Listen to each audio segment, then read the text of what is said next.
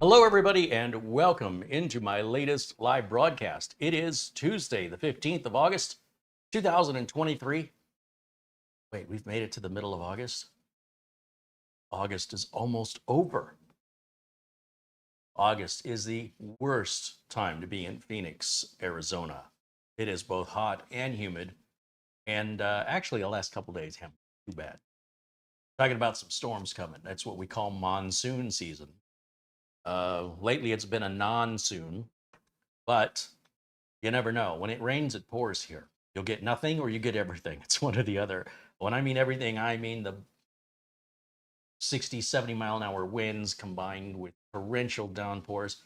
And it may only last 20 minutes, but when it's done, there'll be trees knocked over into the roads, power lines down, roofs ripped off of homes. And then all the air is cleaner because the rain washes all the dust out of the air. And it's like clean. People's allergies go away.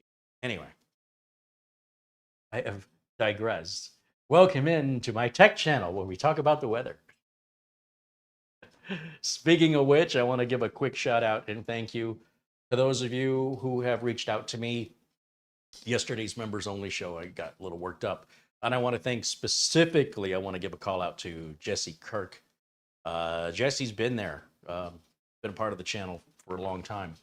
And he sent me a very heartfelt message that meant a lot to me. I just want to take a minute to acknowledge Jesse. Of course, I have to acknowledge our friend Buster, Peter Laycock. You guys will never fully grasp. Maybe I should make a video to really underscore just how much content you've been able to watch because of that one man, Peter Laycock. Now, of course, all of you together with contributions have also helped, of course.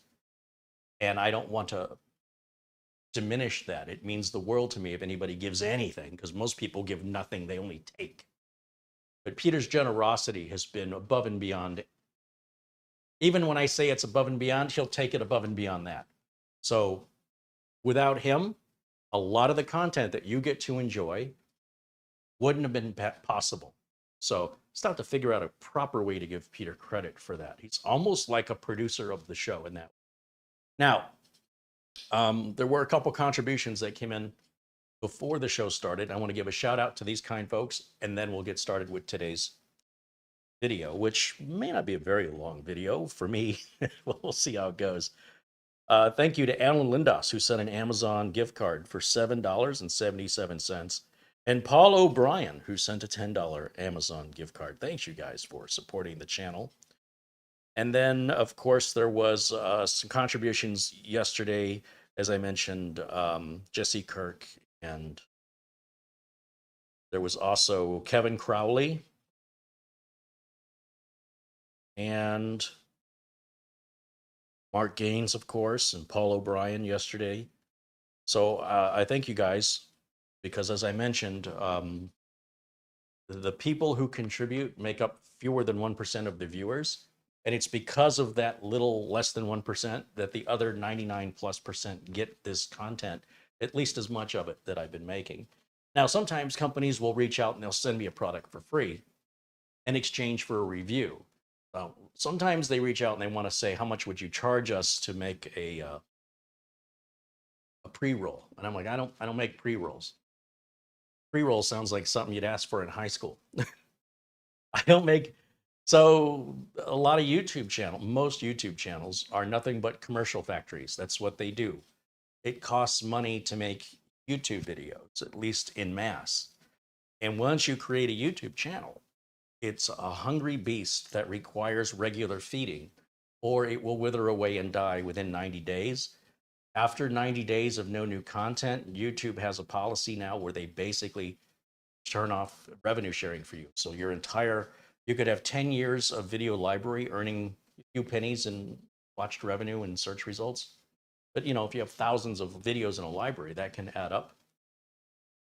But then something happens to you and you can't make videos and you think, well, at least I've got the royalties that I can rely on. No. If YouTube sees that you're not posting videos after 90 days, they'll warn you. I think you get another maybe 30 days to post something, anything. And if you don't, they take away your revenue sharing and you have to re-qualify for it as though you've never had it before. So that means you've got to have a certain number of subscribers. You've got to have certain 4,000 hours of watch time. I think 90 days, maybe it's a year.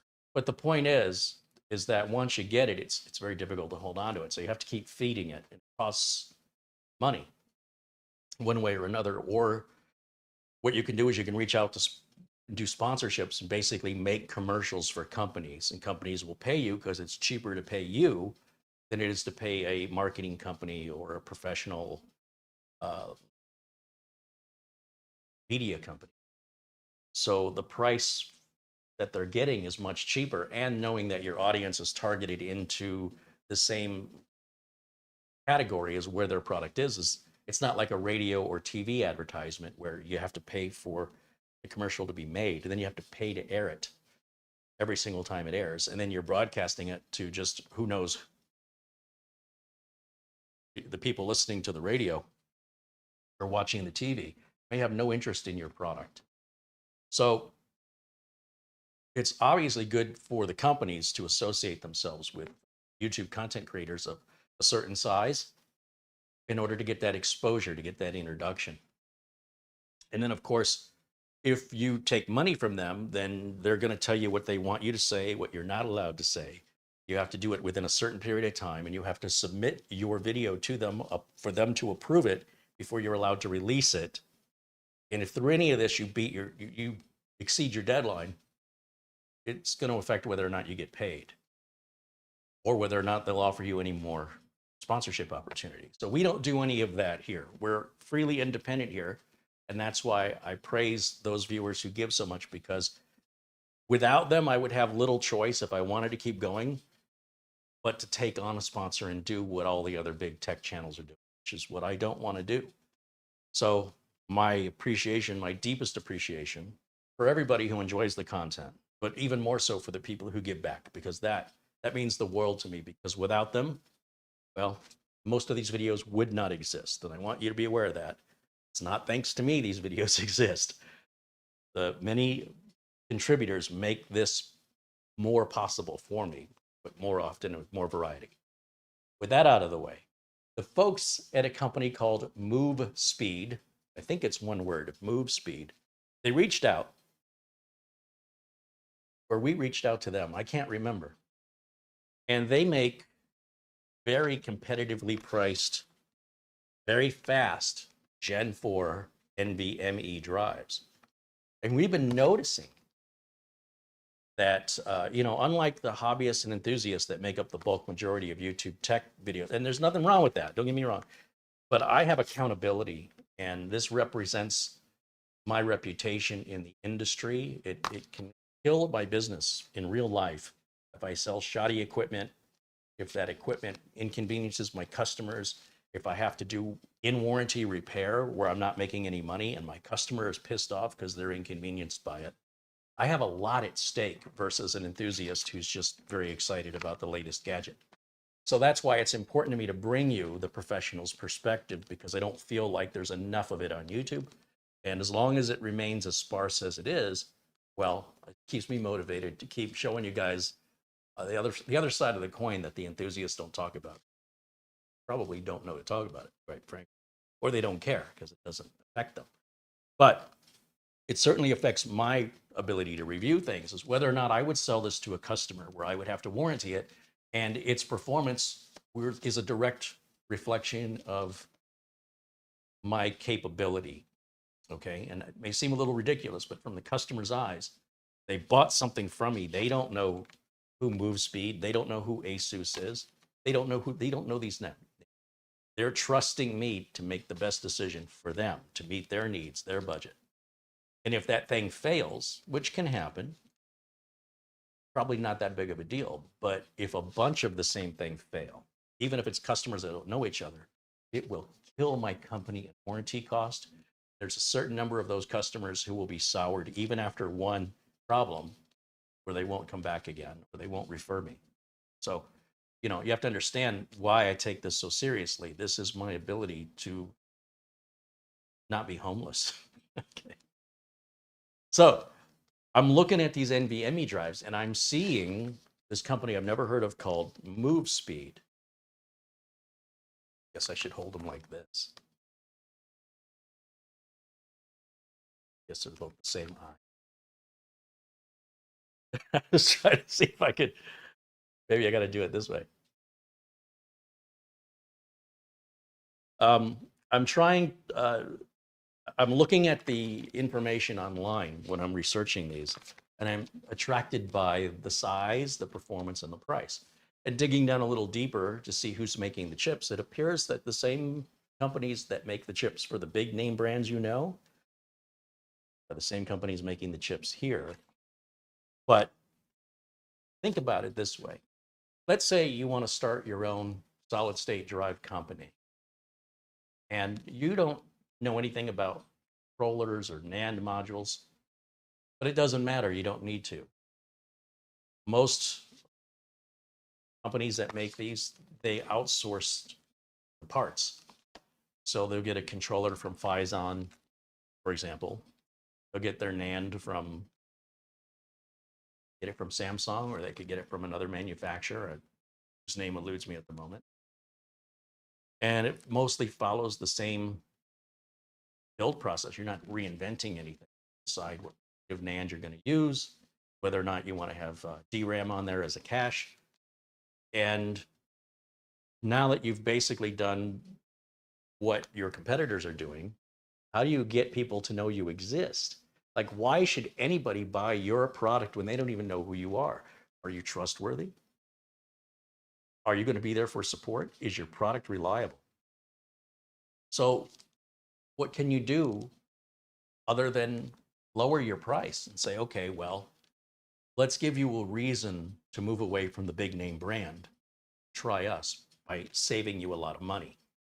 And you decide for yourself. And we'll let the market figure this out, right? I don't know any other way they can do it aside from throwing billions of dollars like Red Bull into a heavy marketing campaign in a specific industry and tie themselves with, say, for example, they could, if they had deep, deep pockets, they could promote every computer-related gaming competition. And everywhere you turned, there would be Movespeed everywhere, right? And then all of a sudden, everybody would be talking about Movespeed. They'd be selling more of these units. But you got to pour money into that to make that happen. And that's how the whole Red Bull marketing business works. Have you tasted Red Bull? I'm just saying. If there's an extreme sport, Red Bull's there with their marketing. Sells product. Now, it's not like that would ever happen with, I don't know, sneakers and basketball players. So this company Movespeed, I thought, well, let's reach out to them and see if, you know, they're a smaller company. Bigger companies won't work with me. Samsung's not working with me. Western Digital's not working with me. We're not big enough to, you know, get their attention, apparently. But this company, they're like, yes, please, thank you. Very, very appreciative. It's very reciprocal both ways. We want it for the content. They want it for the exposure, but not if it's junk. So before I reached out, actually, I had a camera girl reach out for me. I evaluated this on my own for my own personal curiosity. I was very impressed with what I found. That led to where we are today, where Movespeed said, would you be interested in reviewing some other memory storage products we have, such as a USB flash drive? Sure, send it along. Let's take a look at it. So today, we're going to cover the USB flash drive, which is here in the box beside me here. It's a little leather carrying strap that you get with it. The two M.2s, which they also include a heatsink. I'm going to review these on a separate video because I want these videos to be searchable. I want you to be able to, 6 months from now, go, didn't Carey do a review on that? And if I bury them all in the one video, it'll be very difficult for anybody to. So today, it's just going to be about the Movespeed flash solid memory disk and whether or not I recommend it and explain to you what I'm looking for, and you can decide whether or not you like it. Doesn't matter if I like it. Also, I want to shout out a thank you. I didn't finish my thank yous for the contributors prior to the show starting. Davis Parsons renewed his membership now for 15 months. Thank you, Davis. And Davis says hello to everyone in the chat. And Leonard contributed $9.99 in Super Chat. Thank you, Leonard. Hope I got everybody. Hope. Scroll quick.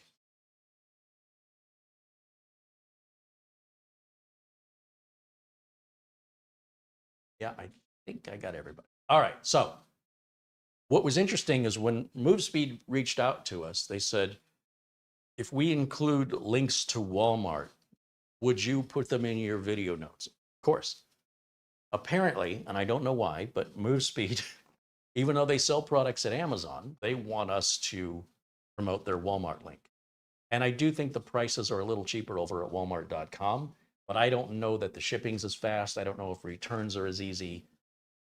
Still going to lean towards Amazon personally, but I put both links so you can decide which one you want, along with a link to the M.2 drives, which we'll talk about another day, and a link to their main website, movespeed.com, if you want to see what other products they have available. They are also sold at AliExpress if you wanted to go that route.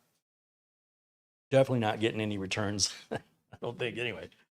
So let's talk about flash drive and what makes it so special that makes it worthy of its own independent review video. Well, first of all, it's been a while since I've reviewed any flash drives. You know me, I'm a big fan of the SanDisk Extreme Pro flash drives. These are the ones you see me use all the time. I think it's pretty clear how I feel about them. They're expensive and they're worth it. But is it possible that Movespeed makes one equal to or better than for half the price? That's what we're here to find out. So in the box, we've got just, let's see, we've got a little foam, we've got little instructions, and that's pretty much all there is. And this little flash drive, well, first of all, the SanDisk one is just an ounce. It weighs nothing. This thing is like 4 or 5 ounces. It's maybe even 6 ounces. It's pretty heavy. It's hefty. And I'm going to bring it up close to the camera so you can see it. It's pretty unique in its design. They make this in numerous capacities. I think there's maybe a 128, a 256, a 512, and a 1 terabyte. They send us the 512. Now this is all, it's like steel. I don't know what the material is. It's pretty heavy duty metal. And then the way this works is you bend this up and you'll see we have a USB Type-C port there. Oh, but Carey, I don't have a USB Type-C. Well, the other side, you flip that down, it's USB Type-A. So like,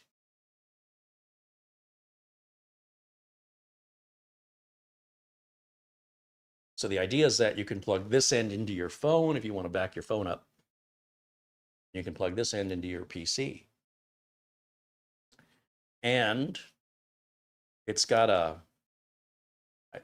see how that kind of flaps around? If you push it down just enough, it locks down. There, see, it doesn't move. And on the other side, there's you see that little round dot? That's a magnet. And when you close it, it just locks down. And so that side won't flap at all. But this side, it closes differently. It's got a little catch.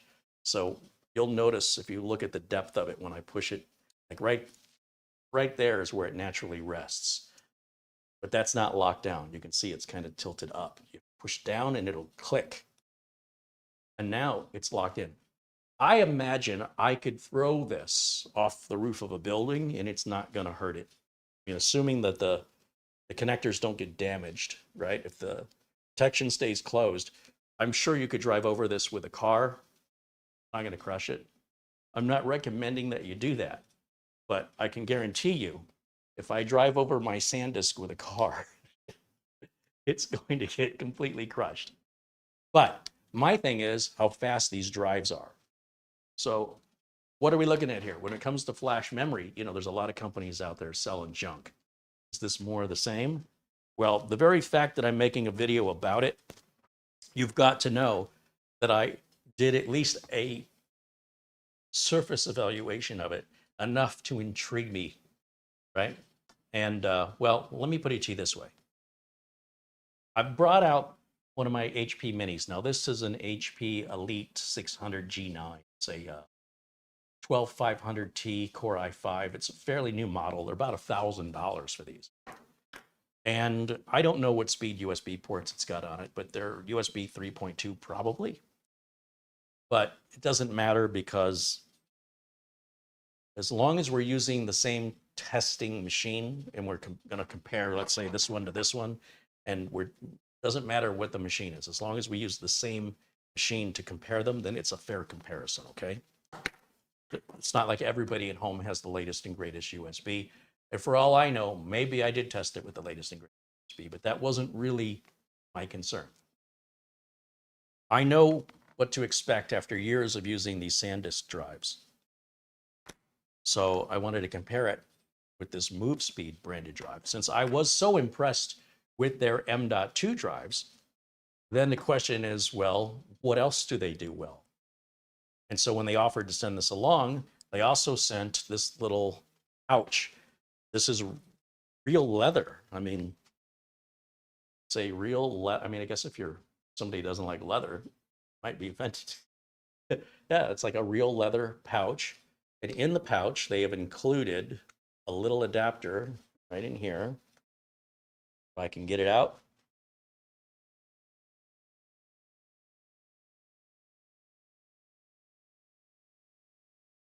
And this adapter will take the other end of the USB drive here.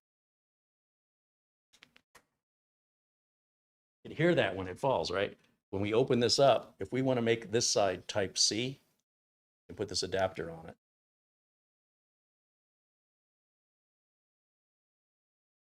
Now you can have type C on both sides, I guess. Oh no, no, that's not, I take it back. That's not a type C. That's see, that's how much research I did. That's a USB micro. That's narrower type C on this side. See how much bigger that is? So now you've got 3 different kinds of USB ports this can fit in for data transfer. So yeah, that makes more sense to me. I'm like, why did they send me a USB type C? Then you have this nice leather pouch, which we can open up and we can put our flash drive in there.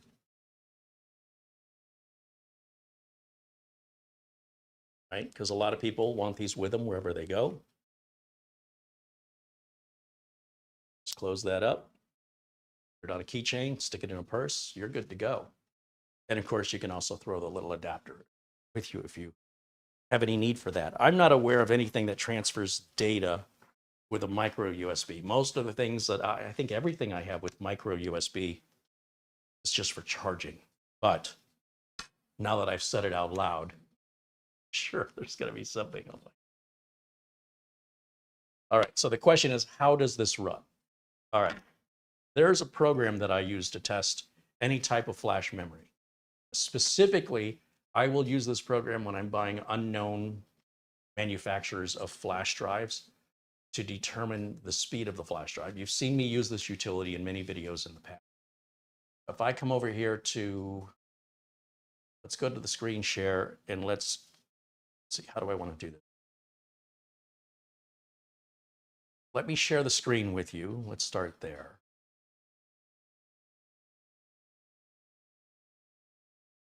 Hold on a second. The screen went black because it doesn't have the right window selected. But now we should see the Google search page here on the desktop. And we'll do a search for H2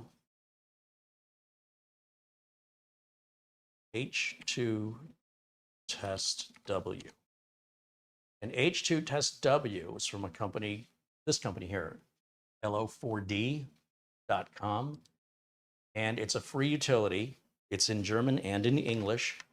When you download it, it defaults to German, and you've got to click the little English box that they're highlighting right here. And this tool is very, very clever and quite simple. All it does is it writes, take a blank flash drive, freshly formatted. Doesn't matter what format it is. Then you download this free utility.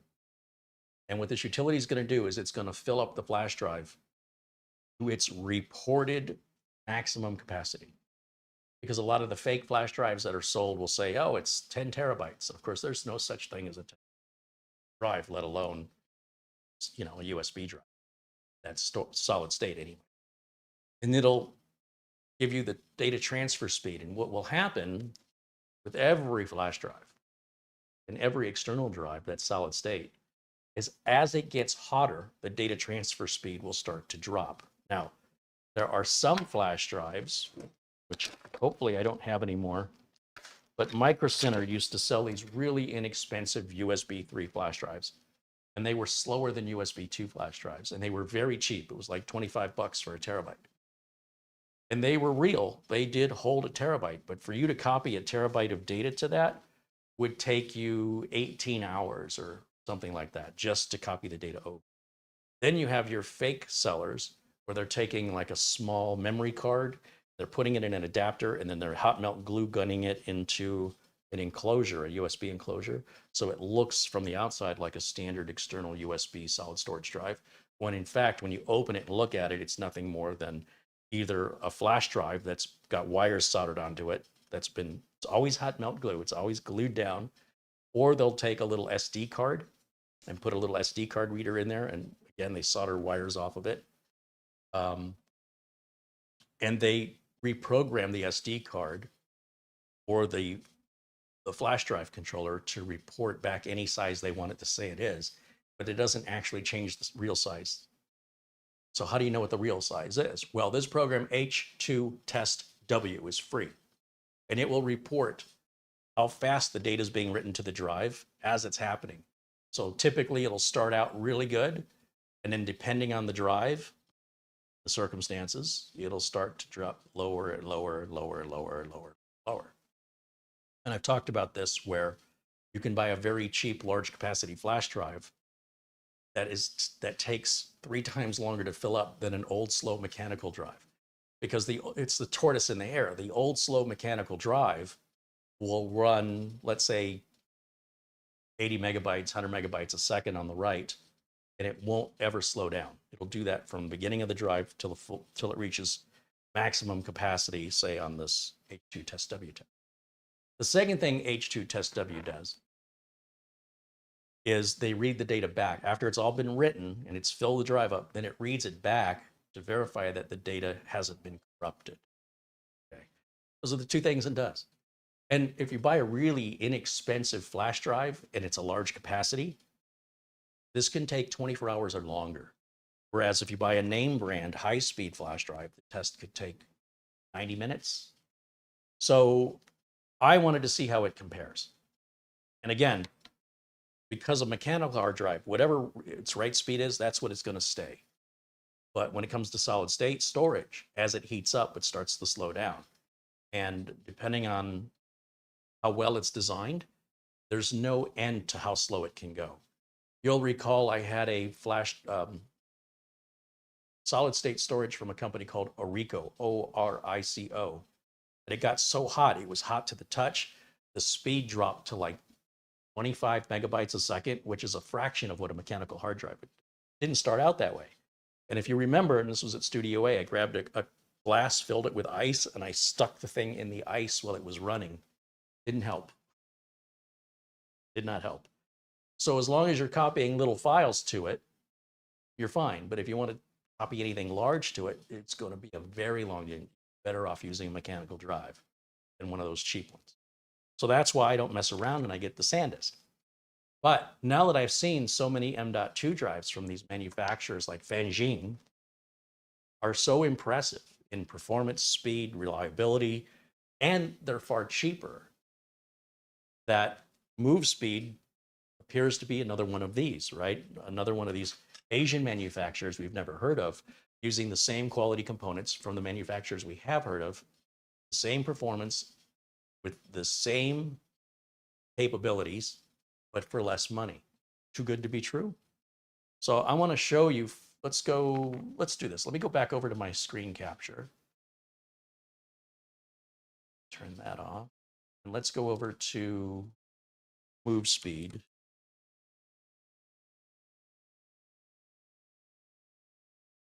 And this is their website. Select English up here.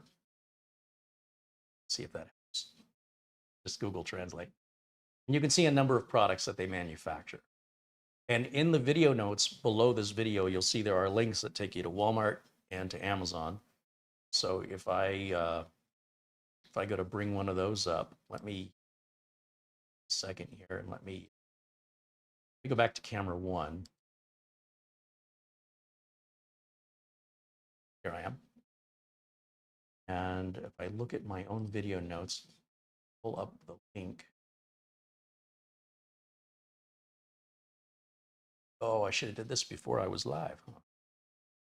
Okay, so here's our unit. This is a 512 gig model that they have sent us.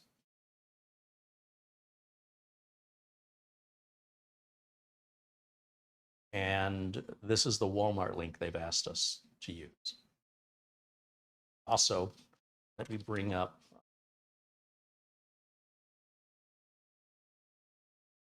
for comparison's sake, let me bring up that SanDisk, same capacity, 512 gig. I'll pull that up on Amazon. We'll take a look at how these two compare. Obviously, they look very, very different. So let's start with SanDisk. The SanDisk 512 Extreme Pro, right? That's my go-to. Not necessarily the 512. I like the 1 terabyte, but regardless, from the outside, it looks exactly the same. And you'll see it's $78.99, and it's a known good product. Okay, I know that this product is reliable. Over at using the, where did I put it now? I've already lost my place. Hold on a second. There is a link in my video notes for Walmart for this unit. Which, let me copy that over.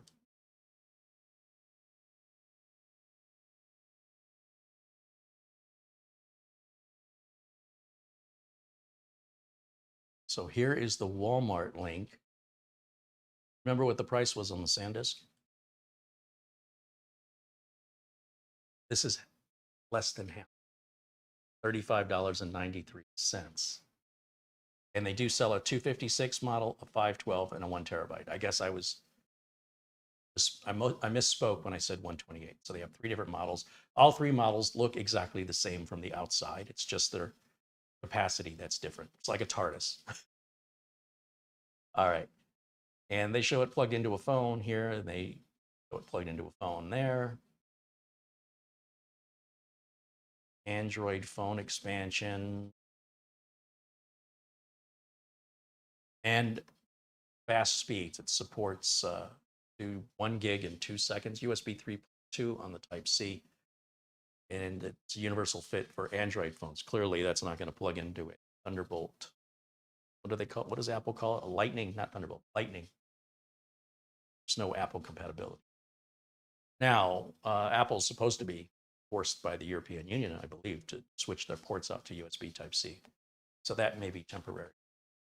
So then the question is, well, then how good is it? So for that,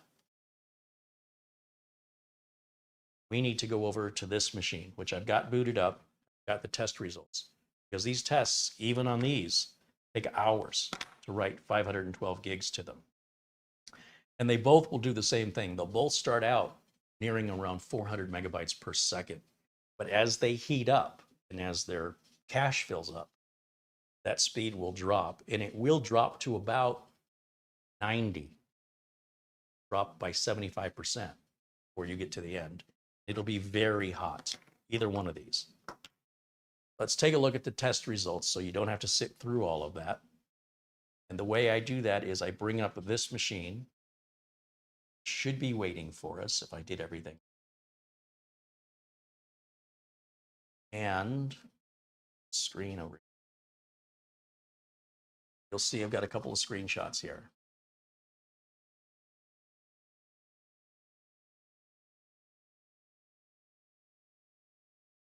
This are the results, these rather, are the results for the SanDisk. So you'll see the 512 the gigabytes, it's actually 471,300 megabytes that are usable space. You'll typically see this warning here about, there's 8 bytes that are missing. It says only 471,300 out of 471,308 are tested. That's normal. That's with the NTFS file system. If you use a different file system, you wouldn't get that error, but it's not really an error. It's normal. It's nothing to freak out about. So when it was all said and done, to fill up the SanDisk drive, it took 1 hour, 18 minutes and 43 seconds. And its average write speed over that hour and 18 was, we'll just call it 100 megabytes a second. Now, when it read back the data, it took 30 minutes to read back the data. And it read it back at an average of 260 megabytes per second. You can understand why I am such an enthusiast fan for the SanDisk flash drives, right? Because I'm moving over a lot of files all the time. But by comparison, for a drive that cost half the money for the same capacity, one could conclude that you should see numbers that are twice whatever these numbers are, right? It should be 2.5 hours on the writes, and it should take an hour to read back. And that's if everything's equal and we're just talking about what you're getting for the money. So how did it do? Well, let's bring up that result. Here is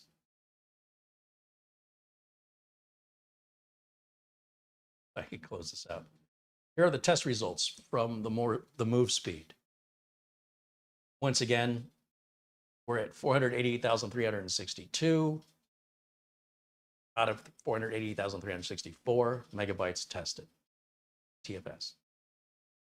It took 3 hours and 27 minutes to fill this drive up, and the write speed dropped to 39 megabytes per second.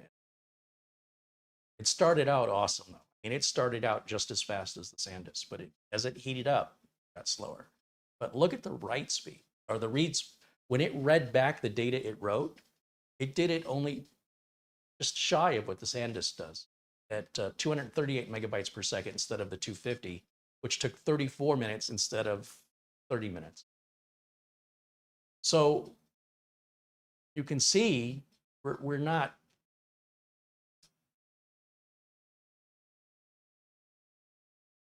trying to find the best way to phrase what I'm trying to say here. Let me go back to camera 1. That might help me. This drive, if we were copying small files, if we were copying a small total, say we were copying 30 gigs of data, you'd be hard pressed to tell the difference in the performance. Maybe not 30, let's say 3 gigs of data. As you continue to write larger amounts of data at the same time, this drive handles it better, although it still struggles. This drive handles it okay when you consider how much it costs. You consider its flexibility. The SanDisk doesn't have a USB Type-C or micro USB adapter with it. It doesn't include a pouch. That means anything to you. Neither one of these have a cap to lose, which is beneficial, although this flap is, I wish it was more secure. When I close this, it stays closed, and when I open it, it stays open. When I close this, it doesn't always stay closed, but when I close the other side and it locks, it stays closed. So just wish that magnet was a little stronger or they did something a little bit more, but if it's in the pouch, it'll stay closed regardless. It's just if it's out of the pouch and it's wobbling around in your pocket, it might just open up in there. Not going to hurt anything, but it might be comfortable.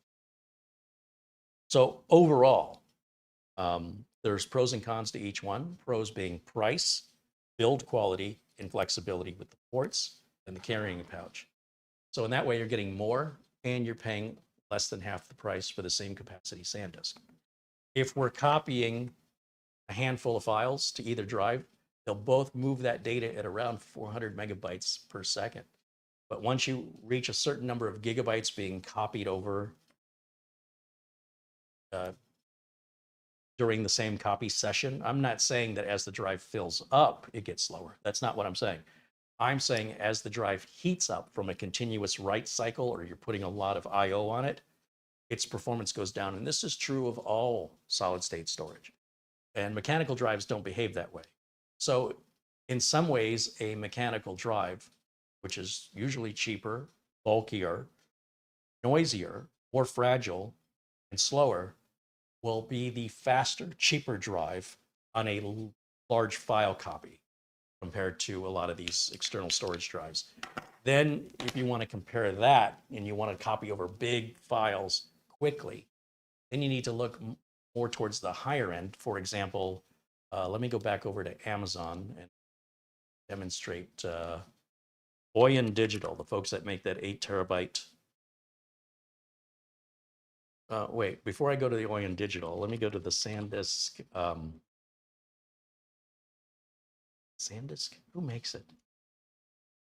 USB, SSD, external. I thought it was SanDisk. I want to show this to you because it's unbelievable.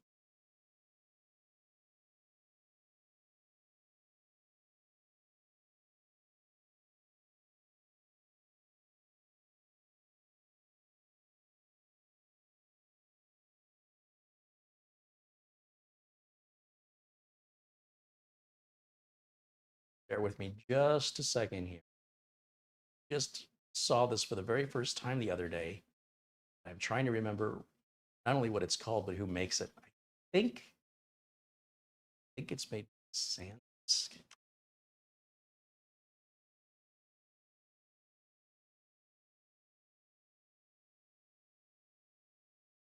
Oh, I wasn't very well prepared today. I apologize for that. Bear with me here for just a moment. I will get this sorted.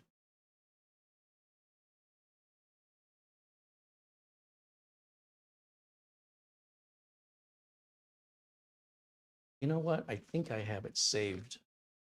Phone. Just cheat here and look on the phone.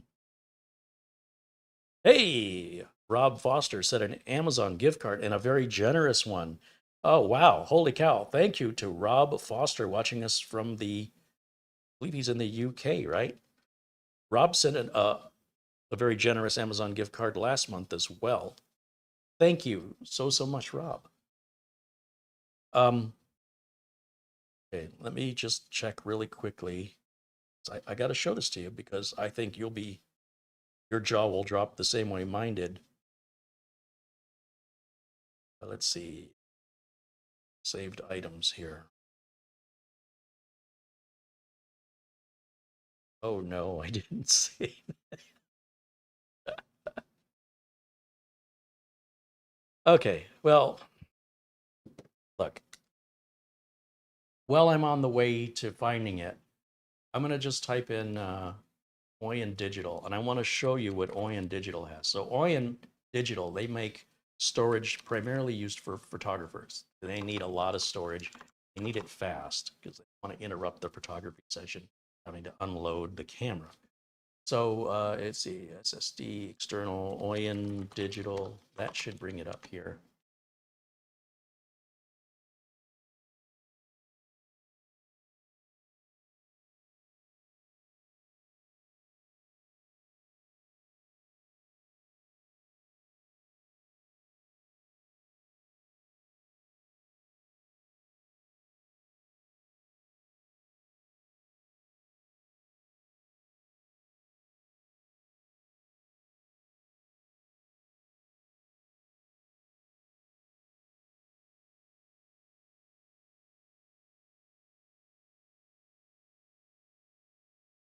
Here it is. Now, this is a very different product, but I just want to give it to you as food for thought as to options you have when you want to copy over large files over USB. This isn't the best way. This is going to take a while. You need a larger, faster drive. And so Oyen Digital has one incredibly expensive, in my opinion, and it looks like this right here. As you can see, this is an 8 terabyte model. Now, an 8 terabyte NVMe drive is what? $760, I think. So for almost more than $200 less, $220 less, you're essentially getting an 8 terabyte NVMe drive in an enclosure, essentially. And you'll see it's photography focused. That's why you see all those memory cards. That would be, say the photographer takes those memory cards out of their camera and they put them into the computer so they can copy them off onto their external 8 terabyte drive. Now, Oyen makes this in 4 terabytes, 2 terabytes, and 1 terabyte. The only difference is the size of the drive inside of it. And it was through this that I found the one that I was looking for. His name eludes me. Is it now?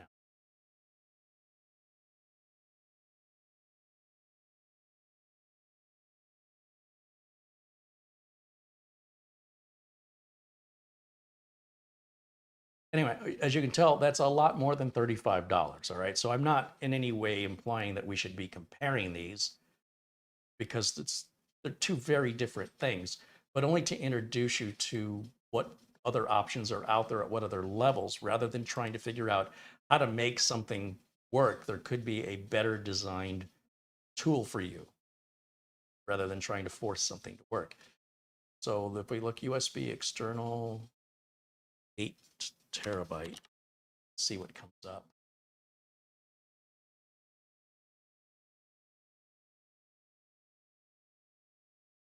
Now these SanDisk drives, I'm a big fan of these, but they're much larger, but they're way faster.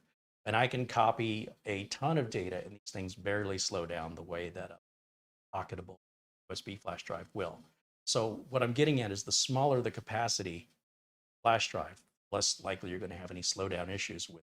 You start getting into 512 gig and 1 terabyte pocketable flash drives, and you're going to copy a large amount of data to them at one time. They are going to significantly slow down, and I hope you have something else to keep you occupied, because it could take hours for that to complete, depending on how much data you're copying over. So you'll see SanDisk has these enterprise-grade desktop drives for data backup. Also, what I'm trying to find from SanDisk is this weird cartridge system that I'm having a hard time wrapping my brain around. If I can find it, show it to you. And of course, it's very, very expensive. Unlike the Oyen Digital, where the price went down, in the case of SanDisk, the price goes up. I want to say they're cartridges.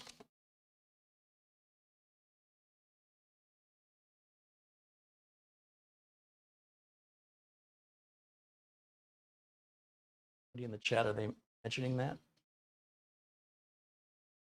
Hey, there's Rob Foster in the chat. Hey, thanks again to Rob Foster. Very generous contribution to the channel. Bear with me here. I'm going to find it. I was what we call squirreling. I was squirreling around on Amazon looking for a faster external storage drive to move all of my videos off of the streaming computer here. I ended up just moving them to the NAS, but once I started down that rabbit hole, I found a product that I'd never seen or read anything about. Apparently it's been in the market for some time. I'll be gosh darn if I can't find it.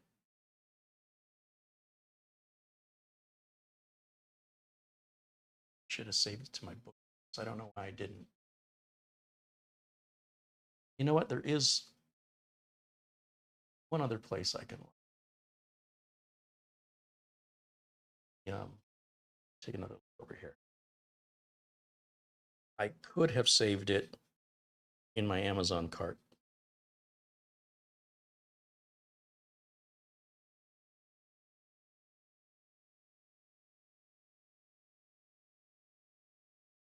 No, I did not put it in the cart. And normally I would put it on my wish list, but I don't see it on my wish list either.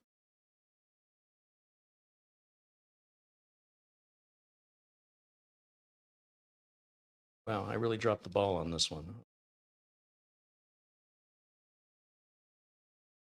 And of course, when I'm live, we're live worldwide, and now I'm here live on camera looking for something, which is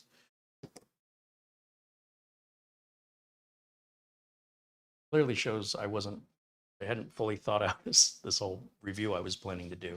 Didn't know I was going to go down this road. But since we're down here, let me look again here. Let's see. Pretty sure it was SanDisk, external SSD. Let's see if I can this way.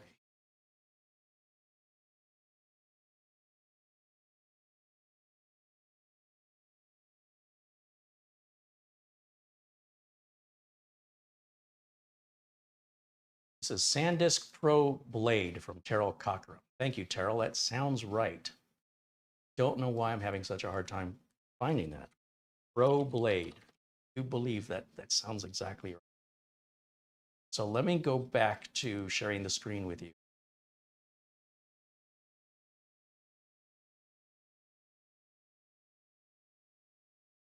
And you'll see here a couple different ones. So the Pro Blade Transport, and then there's the Pro Dock. And you'll see they're quite pricey, especially when you consider that's only 2 terabytes. It's also quite huge. Effectively, you look at what SanDisk has done here, is the part the person is pushing in is really nothing more than an NVMe drive in an enclosure. And the part they're pushing it into is just a conversion to USB and dissipates heat. So it's twice as wide as it needs to be in order to help bleed the heat off of it, because it's going to generate a lot of heat. And you'll see there, you have a 4 terabyte, and we can play this little video and show you, for example, how these work. I have never seen anything like this before. But the idea is that you can have the dock and simply buy these blades or cartridges or whatever they're calling them, transports, or they're calling it an SSD mag. Sure, I like the weaponizing terminology, but calling it a mag, like the way you load a magazine into a gun, and you slide the mag into the dock. You see the dock is more than twice as large as it needs to be for that storage, except they obviously have to have a way to stave off the amount of heat a fast drive, assuming they're using a very fast performing drive, it's going to get really hot. You just push it in. That's it. That's all you have to do. I didn't even know such a thing like this existed. Now the blades or the mags themselves, you can't use them without a dock or without the transport. So what they did is they said, well, we'll also make it possible for you to put 4 blades in at their 4 mags in at the same time for more of a desktop docking station. Look at that. So here they show it has a combination of adapters for putting in memory card readers and being able to put the blades themselves in there so you can copy the data from your camera onto your blade, all using this dock on your desktop. That's clever. But I want you to look again at the price and understand that you don't get any blades with that. I think that's just the dock for $400, if I'm not mistaken. And it is a proprietary system. When it says it works exclusively with SanDisk Professional Pro readers devices, that means it's a proprietary standard. Nobody else make anything compatible with that. It's uniquely theirs. And if that's ideal for you and you want to move large files, there you go. I was surprised I'd never heard of this before. And people love it. I mean, I'm seeing really good reviews on the whole system. If you look over here, it's average 4.3 out of 36 reviews from people who purchased them.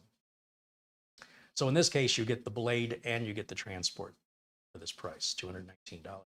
2 terabytes, 4 terabytes, they want $379.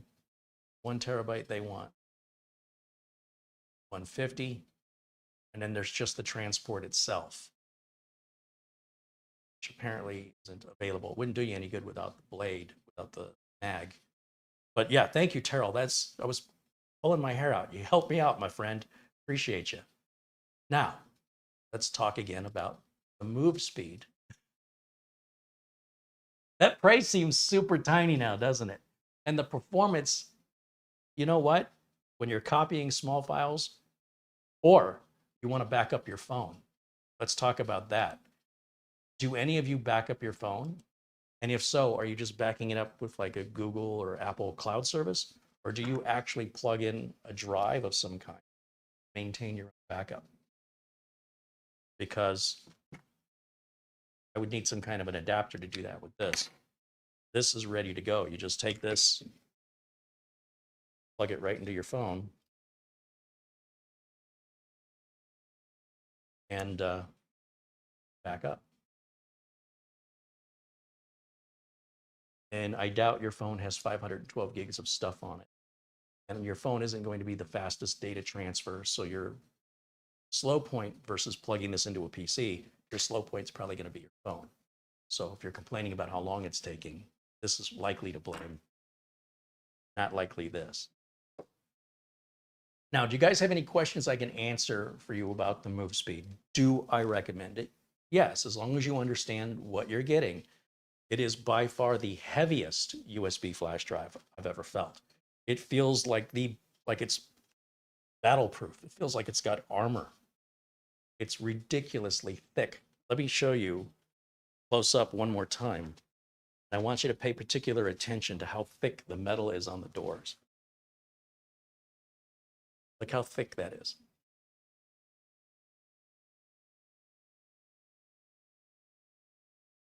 And the whole case is the same metal. Sometimes manufacturers will give you a metal case and then they'll give you plastic lids. Some flash drives, the lids come off and then you lose them. So for the weight of it, really feels like you're getting something substantial. It doesn't feel like some Hez dispenser. It feels like a real tool. And it performs fine, better than fine, like I say, 300 to 400 megabytes per second, right up until you hit a couple of gigs. Then it starts to slow down. But if the files you're copying, let's say, for example, I need to copy over 300 megs of photos right now, lickety split. Then an hour later, I want to copy over 300 more megabytes or a gigabyte of photos, lickety split, no problem. If I try to do all of that at once, then the drive will start to heat up and slow down. Get what I'm saying? And that's true of this one too, but this one doesn't quite slow down as much, but it's also twice the price. And again, this is nowhere near as rugged. And if you need something rugged, it's gonna be hard to top this one. The Old Man 55 says, just move one movie at a time. Well, it's not an issue of moving the movies over one at a time. If let's say I have a bunch of movies and I want to put them on here, and I select 10 movies and I copy and then paste. Well, the drive is cold and I've plugged it in. It's going to move the first couple of movies pretty quickly. But the unit will start to get hotter and hotter and hotter the more data I keep writing to it without stopping and giving it a rest. So it's not just a matter of copying one movie at a time. It's a matter of figuring out when it's getting hot and deciding if you want to wait it out, because it's not hurting anything. It's just going to take more time. Or if you'd rather just make it a rule to copy over a handful of data and give it a rest for 20 minutes, copy another handful of data, give it a rest for 20 minutes, or however long it takes,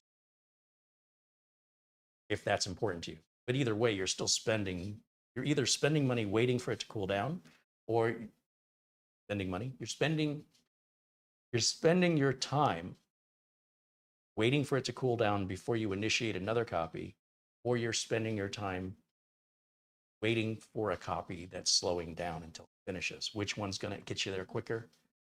I don't know. But that's true of this one too. Same thing applies. It's just not as drastic. Well, this one slowed down quite a bit once it got hot. This one slowed down. Let's say this one slowed down by a third. This one slowed down by 1/6. That. It was a more significant slowdown, hotter it got, but it never failed. It never got so hot that it crashed. So it maintained its operating temperature at all times. It never exceeded the safety of the integrity of the data, and that's the most important, crucial part. There was so many fake flash drives on the market today. When we hear of a new company, well, new to us, like Movespeed, I think it's important that somebody reputable evaluates them and lets you know, is this a good company? Is this a company that's junk, or is this a company that's a scamming company, as there are out there on, go to wish.com and order a flash drive there, and good luck with what you get. It may not be what it says it is, even close. All right, so let me take a look and see if you guys have any questions for me. And that was pretty much all I had for today's video. But I will open it up for questions and answers. Calvin wants to know if you can run a fan and blow on it so it gives it some cooling. It likely will not make much difference. As I mentioned in the very beginning of this video, when I was testing in a Ricoh solid state drive, still might have it as a matter of fact. That was back at Studio A. Still have it? Yeah. Well, here it is right here. Matter of fact. It's funny, I still have this. When you're copying small files to this, it moves pretty quick. But once it starts to heat up, a floppy disk would write faster than this. So I stuck this into a glass of ice because it was so hot, it was almost too hot to touch. That drive, well, it got hot. It was never too hot to touch, but it was definitely hot. This made no difference with regards to performance by sticking it into a glass of ice. And even though I could take it out and it felt cold on the inside, whatever was heating up on the inside of it wasn't cooling down enough. This had to be off for about 90 minutes. It was an hour or 90 minutes, and then it was operating fine again. So no, generally it's not that simple of a fix. However, experiment with it yourself. It's not like you're investing a lot of money into it. Or, as I said, if you want to copy over large files, don't use a flash drive. Use something like the SanDisk or Western Digital or other brand. Here, once again, back in this room, I use these on a regular basis. Here's one. Where's my other? I have two in here. Here we go.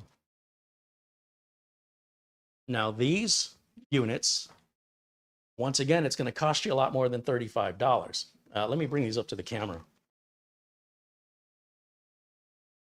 This is from Western Digital, and this one's from SanDisk. And I believe these are both 2 terabytes each. And they'll come with a USB Type-C cable and a USB Type-A cable. These will move data at 1,000 megabytes per second, and they can maintain that upwards almost to filling them to full capacity. The amount that they will slow down, and they will slow down by about 30%, maybe 40%, but it's still super, super fast. So if you're somebody who's going to copy over a lot of large files on a regular basis, you want something more like this or like those other units I was showing you. If instead what you want is you want to copy smaller files, you want to back up your phone, you want to back up your photos off your phone, for example, you want to move some files from one computer to another, this thing is fast. I don't want to downplay that. The only time this gets slow is when you're writing a lot of data to it at one time and it gets hot. And the same is true for all flash drives, including the SanDisk, just to different extremes, depending on how much you're paying.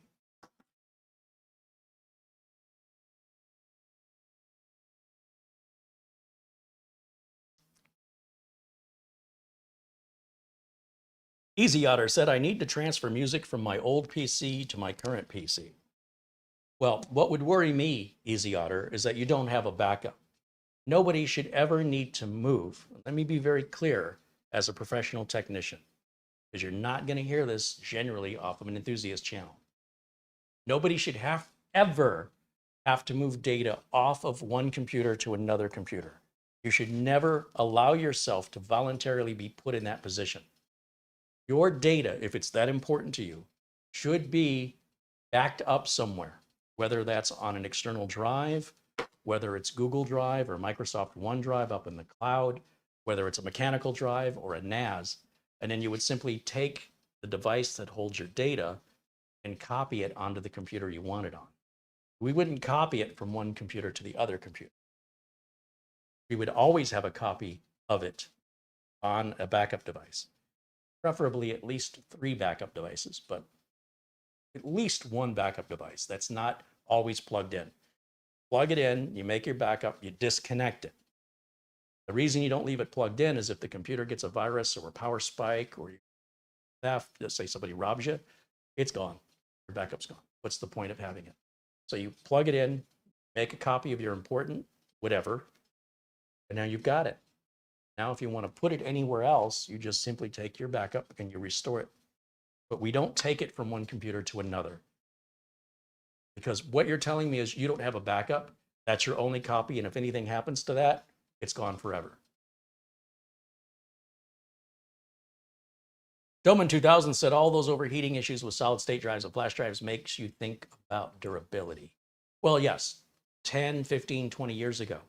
But now they have self-protection. It's no different than batteries, right? It used to be when a battery overheated, it exploded.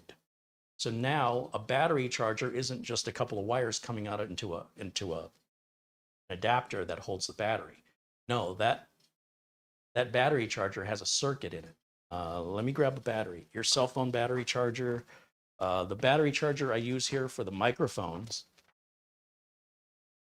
is made by Panasonic, and it's one of the nicest battery chargers I've ever had the pleasure of using.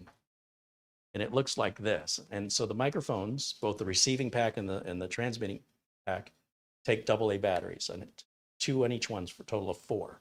So after every show, I shut the microphones down. I take their batteries out, the rechargeable Eneloop batteries, and I plug them into this charger. This is an expensive charger. Doesn't look like much though, does it? This folds down and you plug it straight into the wall, and it's got a green light or an orange light or a red light. It'll move back and forth as it evaluates what batteries you've put into it and what level of charge they're at. And then it'll charge them in pairs. So you'll get 2 lights over this set and 2 lights over the other set. And they typically won't charge at the same rate because they're not depleted at the same rate. Basically, the receiving unit tends to take longer to charge than the sending unit. Like it eats more batteries on the unit on the camera versus the unit that I wear. So what'll happen is these lights are red when they're needing to be charged. They're charging. They'll turn amber as they're nearing completion, and then they will go green when that pair of batteries or that individual battery is fully charged, and it shuts charging off to that one battery. Well, it still keeps charging these other 3. Old battery chargers didn't work like that. Old battery chargers would just keep applying electricity, or they might check for voltage, but they didn't have the safety mechanisms that modern lithium-ion rechargeable batteries have today. Therefore, the fire hazard is nowhere near what it once was back in the nickel-cadmium days. Those days, or nickel metal hydride. So the same can be held true for CPUs. CPUs, you could overheat a CPU, it could get hot and crack in half. But now the CPU circuitry protects itself by throttling down. Solid state drives, it's the same thing. The technology is there to slow it down, to throttle it, which will result in a performance degradation, but saves the unit, and as such should not result in any long-term damage. Like if there is long-term damage from running it hot, it's something you're not going to see for a couple of decades, and you will likely have no more use for the drive, or the drive may have failed, or you've upgraded the drive, or you went to something faster. People talk about heat issues as though it's actually something they've dealt with on the internet. And it's like this weird anxiety fear that's completely in their imagination. I've been in this business over 30 years, and it's pretty rare that I run into a computer that has an issue with heat. And that was back in the day we're talking about, where there wasn't thermal throttling and thermal protections. Now, sure, occasionally I get a bad liquid cooler comes in and it's overheating because the pump isn't running right. You've seen that. But the CPU protects itself. And once we replace the cooler, regardless of how long the CPU was doing that, I mean, I went to working for a dentist office, and they were running out of space when they put in one of the original like 128 gig, 2.5-inch OCZ SSD SATA drives, and it was getting full. And they said, "Do about it." And I said, "Oh, well, drive prices have come down. I'll put a 256 in there, 512."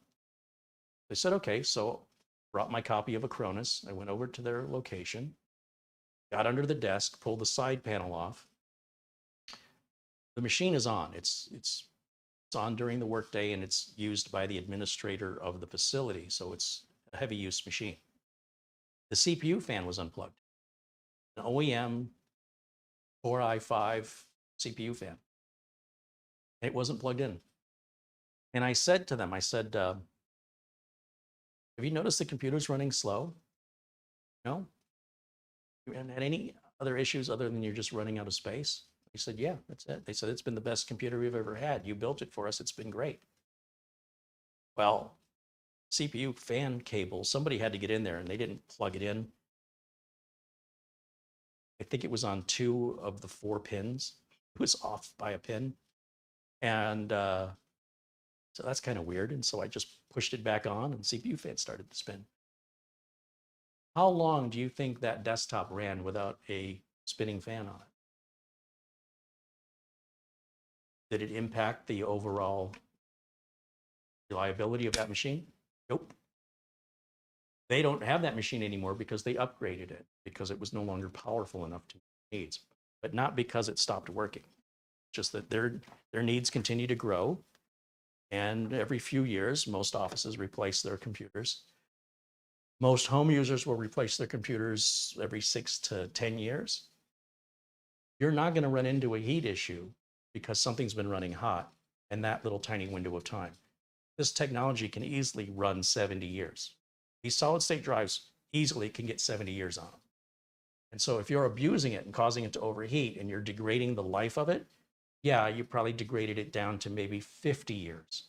That's still 5 times past any usable life that anybody would use it for practically. So I think people's fear and anxiety is unjustifiable. Very few people can share an experience where they had a product died because of heat. They might believe it died because of heat, but I think they'd be very hard pressed to prove it, especially modern technology that throttles, whether it's battery charging technology, solid state drives, and CPUs. Thermal throttling is it's going to save your bacon every time, and it shouldn't cause any meaningful degradation to the overall life of the product. Its usable life is well beyond its physical life. That's the practical reality of it. And that's, again, not to say that nobody's ever had a heat-related problem. But the number of people that worry about it versus the number of people that have actually happen is completely off kilter. There is some weird fascination with people on the internet, anything heat regarded. I think it's fascinating because you would think that this is the scourge of all computer owners, is dealing with heat-related crashes, heat-related reliability problems. And you'll be hard-pressed to find anybody in real life who's ever actually experienced it ever, let alone an ongoing issue they're always fighting. So when somebody can present to me a computer that's overheating when it's not being overclocked or overvolted, fan is running, it's caused that component to fail, you let me know. I have yet to meet that person. But disproportionately, you guys are so overall in general fixated about your imagination regarding heat and what it can do, when the reality of heat and what it actually does is very, very different from your imagination. So I would ask you to justify your concern. And I think you would be hard pressed to be able to justify. But I mean, I'm only a professional computer tech. I've only been in the industry over 30 years. I've only dealt with 30,000 computers plus. So, you know, could be wrong. Maybe my information is biased. Maybe I secretly work for the devil, and I want everything to be hot all the time. There's Planet Cryos with a $2 super chat. He says, hello again, just PK, peeking in while working. Welcome in, PK.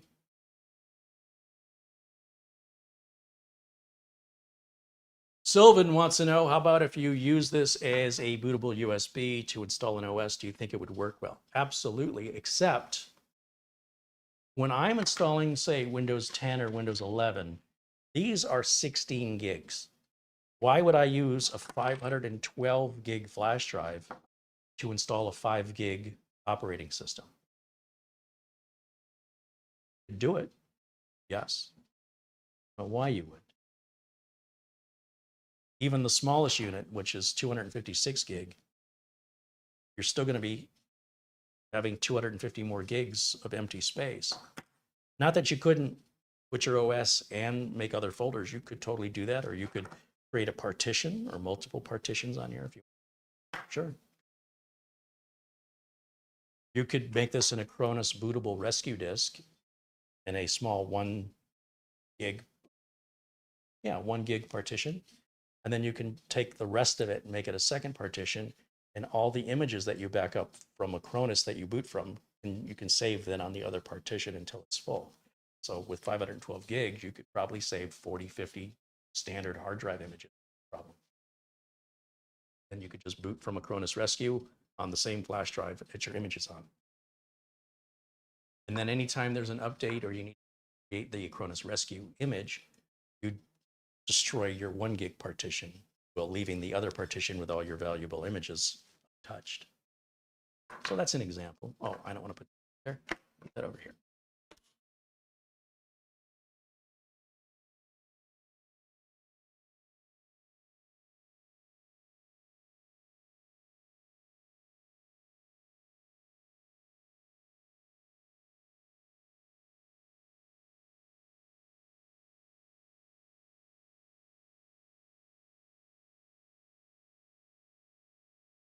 Noma 2000 says, especially with high capacity, rigid and sturdy is a big pro. I've never seen a flash drive built that sturdy. That is ridiculous.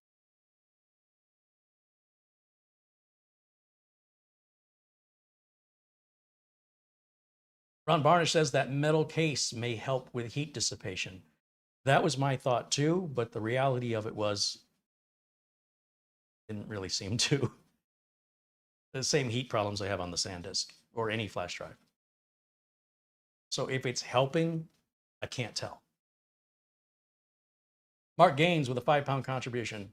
Carey, he wants to know, can you transfer files from a phone as well? Yes. Yeah, of course.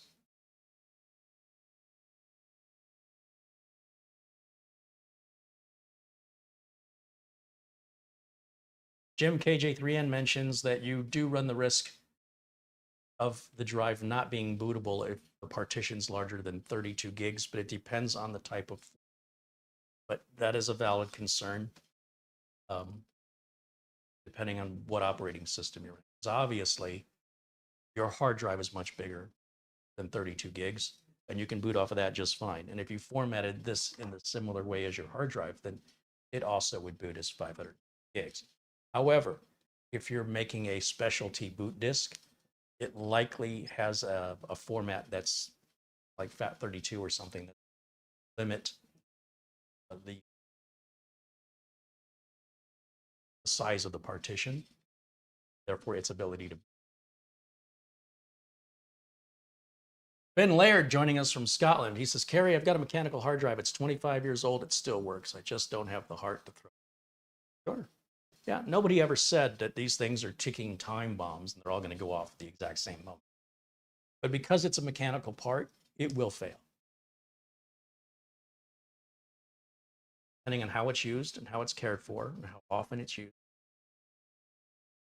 how well it was made, the environment it's kept in, drives, again, standard 70 years on solid state electronics is about 70 years. Some of that'll still last 200 years from now. But on average, about 70 years.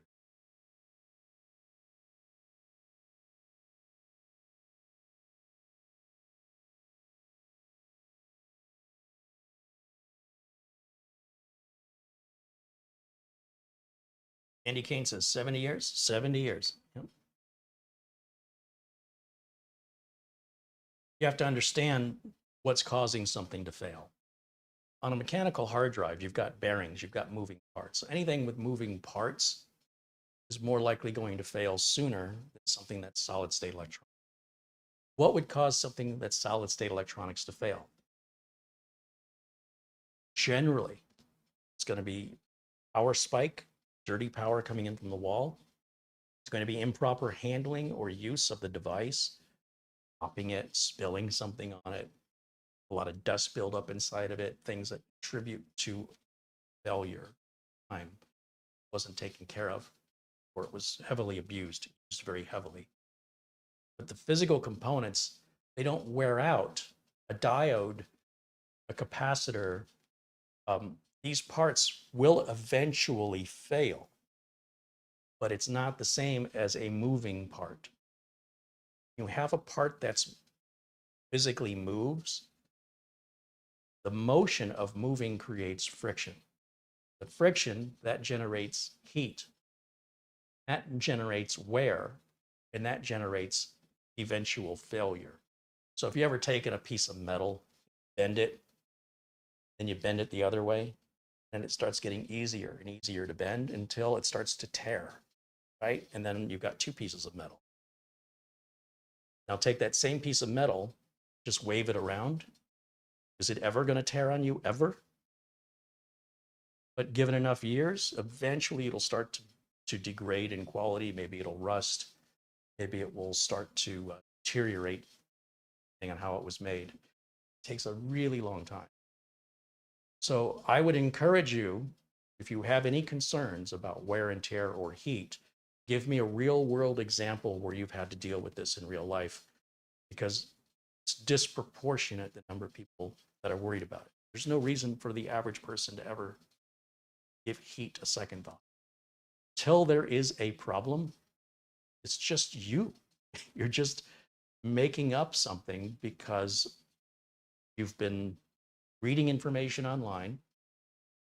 There's a lot of theory written online, a lot of theory.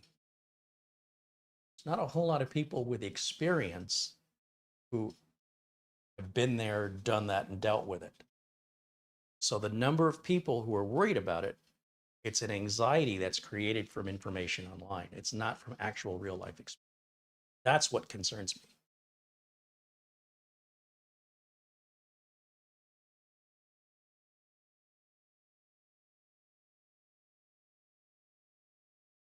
I have a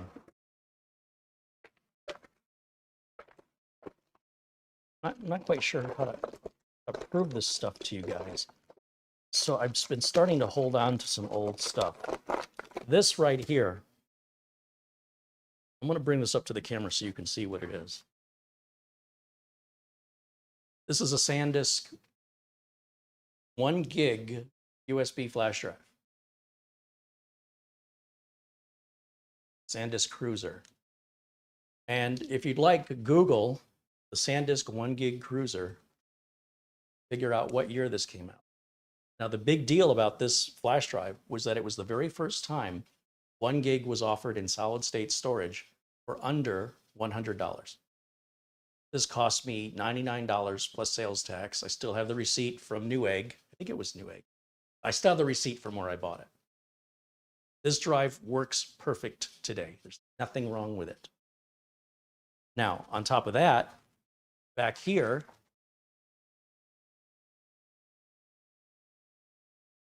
I have the original Intel NUC that I built, was bare bones, right? And I made a video, and I built this in April of 2013. That was more than 10 years ago. It's all original parts. It's the same RAM, the same mSATA drive. Nothing's been replaced. Nothing's needed to be repaired. This works perfect today. There's nothing wrong with it except it's kind of slow by today's standards. If I plug this in right now, it's going to boot to the desktop. It's quiet. It boots in under 13 seconds. Why would you think heat or age would cause this to fail? It's unproven. It's all theory. The reality is this stuff, on average, anything that's electronic, in general, has a lifespan. If it's got a circuit board, if it's made of silicon, 70 years average. That means some stuff will last 5 years and some stuff will last hundreds of years. Your average will be 70. And 70, well, let's face it, nobody's got a computer that's 70 years old. None of you do. So they outlast their usefulness. That's what happens. This machine had to get replaced because in order to continue to work remotely, they needed a machine that had more power. They need more broadband now than they needed before. They're doing VoIP and remote desktop and everything remotely through this. And it was working incredibly well, but it was a little getting sluggish. So replaced it with a new NUC 12, 9 generations newer. And of course, it's a world of difference in performance. But there's no loss of data because this is old. Prove it to me. Everybody talks about this theory that if you let a drive sit long enough, the data will wipe away on it. And somebody will inevitably say, oh, I had a drive that I had sitting on a shelf, and when I plugged it in, all the data was gone. Okay, here's the problem. There's a lot of reasons that data did not appear. And you coming to the conclusion that it just evaporated is not scientific fact. It's just your imagination. You're just making up a story that you think is acceptable. And you're sharing that with everybody and warning them as though what you're saying is provable. We did a video a couple years ago at Studio A where I had an old 3.5-inch SATA SSD made by OCZ. And I said, you know, this has been sitting on my desk. In fact, it's still sitting at my desk at Studio A. It's sitting on my desk for years, 5, 6 years, since I removed it from the computer that it was in. This is one of the original SSDs that I ever installed for one of my customers. And I just hold on to it because it works. And I said, do you guys think this is going to have data on it if I plug it in right now? It's been sitting on my shelf. It's coated in dust. I haven't touched it in 6 years. And many people in the chat were like, there's no way there's any data left on that. Okay, well, we're live. We plug it in. All the data was there exactly as it was when I put it there 6 years ago. And so it will be. But you still want to have backups, multiple backups, because there's a lot of reasons why people lose data. There's a lot of reasons why drives fail. But it won't be for the reason you think it is. It's highly unlikely your data just evaporates. It's highly unlikely that heat causes a part failure. Possible, yes. But the reality is, in business, and I'm the guy who gets the phone calls, I had very few of those phone calls in 30 plus years of doing this. Why would I lie about it? Just trying to, there are things you should be worried about. You should be worried about whether or not you have a backup of your data. How hot your computer's running, who cares? Unless you're having a problem, you don't have a problem. You're just making one up. And you know what? If you made it up and you kept it to yourself, I'd be fine with it. But people don't just make up a problem. They want to tell the world. And so they write it on Reddit. Maybe they make a YouTube video about it. And now you have a bunch of misinformed people who believe what you told them. You believe what you told them, but you have no way to prove it other than speak with conviction. You know this is what happened. Look, take this. This has been in this drawer for years. I haven't plugged it in forever. Plug it in here. Oh, look, the light lit up. I wonder if there's data on it. Let's go see. I think I erased it, but it should still have a format. So Windows, a format is data. So the very fact that it remains partitioned and formatted suggests that it's lost 0 data. So let's go over to this computer. Right click so I can screen. Yeah. Close this window out. This is our SanDisk 1 terabyte USB drive. 1 gigabyte, not 1 terabyte, 1 gigabyte. The world. I've changed OBS settings and I haven't updated the backup streamer with all the latest settings. So the audio is going to be kind of messy. The video may not look ideal. But the reason why I have this is for just such a circumstance, which is that the streaming computer locked up. You'll see my spinning globe isn't here anymore. No video outputs coming out of it anymore. It has nothing to do with the flash drive. It has nothing to do with what we were talking about. There was some kind of a brownout that happened here, a very, very mild power outage, went down and came back up for some reason. And now my streamer is not booting up anymore. So I appreciate your patience. This took longer to get back up than I was hoping. The whole reason I have this little Intel NUC is, as you can see from the back of it, I've got a spare capture card back there, and I can put all my camera inputs. And as long as I copy my OBS settings over, you would never know anything changed. Except I haven't been updating it. As soon as I built it and configured it, I put it away. And I haven't taken it back out of the box for several months. And so now it's missing the latest changes and additions I've done in OBS. And I just need to copy the OBS folder off. So I don't know what's happened over here, but this will be something we have to diagnose.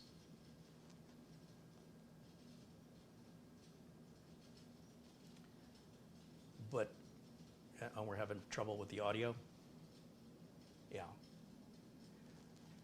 Let me see if I can address that. That's all in the OBS settings. Once again, this was supposed to be ready to rock and roll in a moment's notice. And this is exactly why I've got it. So I was 3/4 of the way ready to go. But I do have a backup of my OBS Studio on my Google Drive, and I should be able to just pull through Google Drive, I think. Let me try.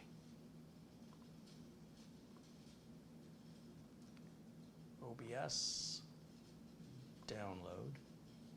So there is a way you can just back up your OBS settings. However, I just back up the whole OBS folder. That way it takes everything. It's a pretty small download too. However, it's Google Drive wants to zip it up because I just copy the folder uncompressed into my Google Drive. It's small. And then once it zips it, it'll download it, which it's doing right now. And this is how small OBS is. The download's done. So let's see if I can open this and extract it.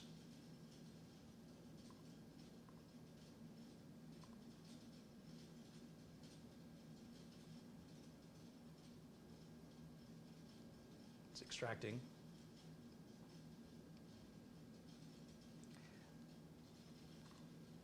It's got a problem with a file for some reason. I'm going to skip that one. It's got some indexing files for some reason, which I'm guessing it'll recreate. So I'm going to turn off OBS for a second so I can replace the files. So the stream will go black for a moment while I do that. So stand by.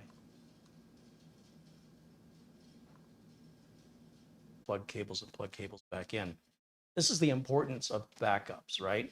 This is the importance of not just backing up data, but even having a backed up stream machine. So I'm able to get the stream back up and running. Now, what's going on over here? That's a puzzle. The unit is completely, like, when we turn this on, I come over here, I'll hit the power switch on the back of the power supply, and that shows you that, not using that. We are, in fact, on this machine here.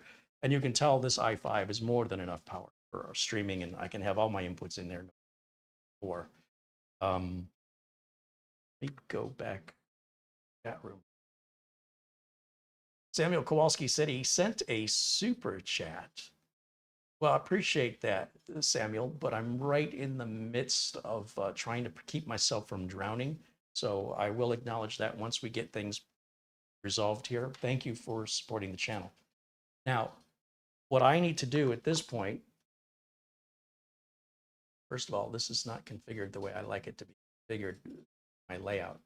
And I don't have all of my intros and stuff copied onto this unit. So this wasn't as prepared as I thought it was. But hey, nothing like trial by fire. In the meantime, whatever happened over here was just really ironic timing when you consider that we're talking about the reliability of hardware and storage. And so everything I'm doing over here has null to do with what happened over here. Just so we're clear, this unit works perfectly fine. This flash drive works fine. And in fact, all of this hardware still lights up just fine.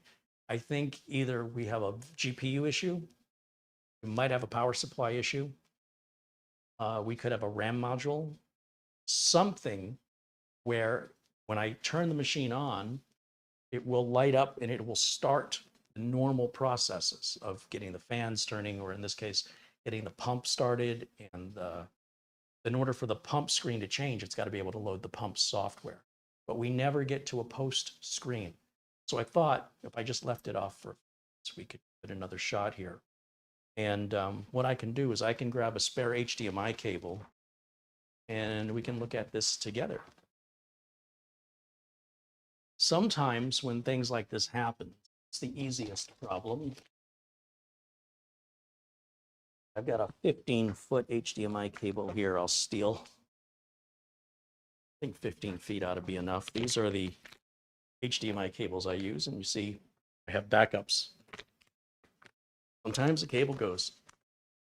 So if I can have a backup of anything that's mission critical, darn tootin', I'm going to have a backup of that. Whether it's individual software, product registration keys, if I have to reinstall something, I don't want to have to go looking for the key. Then get back to business, get back to doing what we were doing. So I will plug this into let's plug it in this port over here, and then we'll run this to the back of the video card on the streamer. So the streamer, I built that, oh, what's it been, 4 years? There's a video of my pre-birthday build, I guess is what it was called. And there did seem to be a little bit of a power spike here, a little brownout.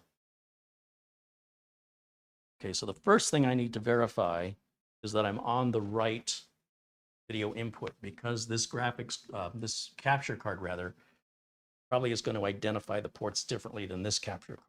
So I need to make sure I go to OBS, choose HDMI input. I want to make sure HDMI input is going to be pointing towards, I think, port 0. Certain. One way I can find out is to simply unplug my camera and plug it into port 0. So I'm going to turn off camera 1. You'll still be able to hear me for a moment, but you're going to lose my audio here for, so hang in there.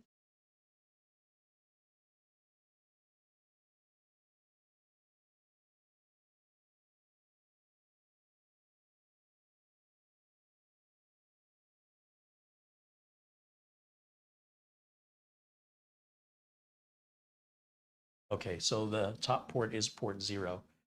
So I just wanted to verify by plugging the camera into this top port so I can tell if this is sending a video signal. You can imagine how frustrating that would be to diagnose if this thing is actually booting, but I've got it plugged in the wrong port and it's showing me no signal. So we get that out of the way first. It's a very important setup before you start diagnosing. Now, when I turn this back on, if I turn the power switch on and hit the power button, you will notice everything starts to fire up as normal here.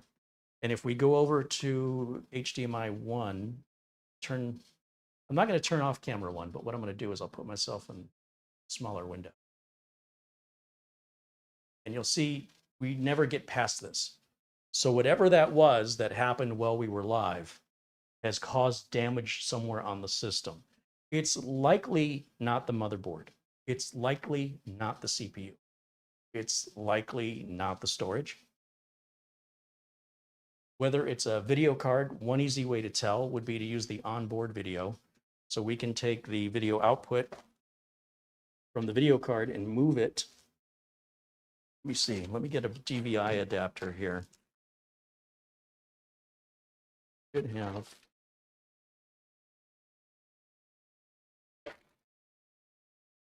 Yeah. Bear with me a second here. Put a plastic plug in here, which is very difficult to get out. So I didn't plug it into the wrong HDMI port. But the DVI port we can use, and I know I have a DVI adapter here. Plug that in here. That here.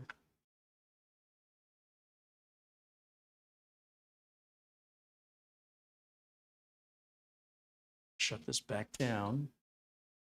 And I'm trying to remember if I turned off onboard graphics in the BIOS or not. But we'll just quick enough to just turn it off and back on again. See if it reinitializes with board graphics. That'll point us to a graphics card problem if that's the case, obviously. I'll hold the power button in for about 10 seconds. It should cause the machine to turn off.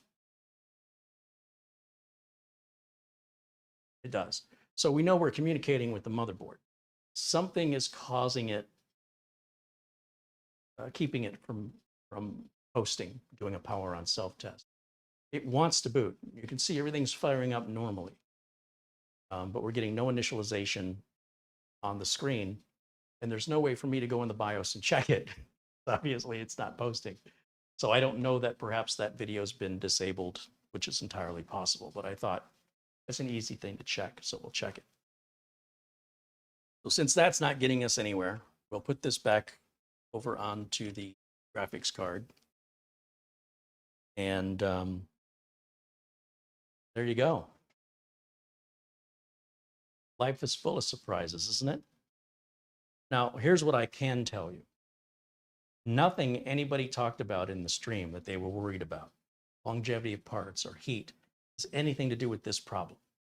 And that's what I'm trying to get across to you guys. As well, you have vivid imaginations regarding trying to avoid problems by following certain rituals, which is really just a modern day version of a rain dance. Like if we do this special dance, we can make it rain. That's what you guys are doing, those of you who are participating in this anxiety-filled ritualization of positive versus negative airflow, changing your thermal paste and having way too many fans, or, you know, this bizarre obsession of something that doesn't actually exist. And then when that problem never happens, then you reward yourself by saying, well, the reason I don't have this problem that other people have is because I took all these steps to make sure it didn't happen. When you never would have had the problem. You're just justifying your ritual. So this is the example. This is life. Something completely unexpected occurred that we weren't prepared for. And so when that happens, the way you're prepared for it is you make sure that you have all your data regularly backed up so that you never know when that's going to happen. That when it happens on a whim, you're going to be okay. You're not going to panic. You're not going to freak out because you've got everything under control. The only way I could continue this stream without this machine would either be to fire up my phone and hold a phone and do it that way, or I'd have to wait until I figure this out, fix it, and then I can go live again. So for what this costs, the amount of time it takes to configure it, it's a no-brainer to have a backup streamer. And over at Studio A, there is a main streamer, which is the original Threadripper, and there is a backup streamer, which is another one of these over there as well.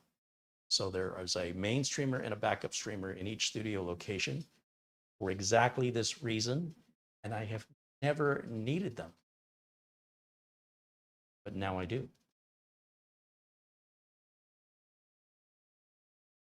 That's not true.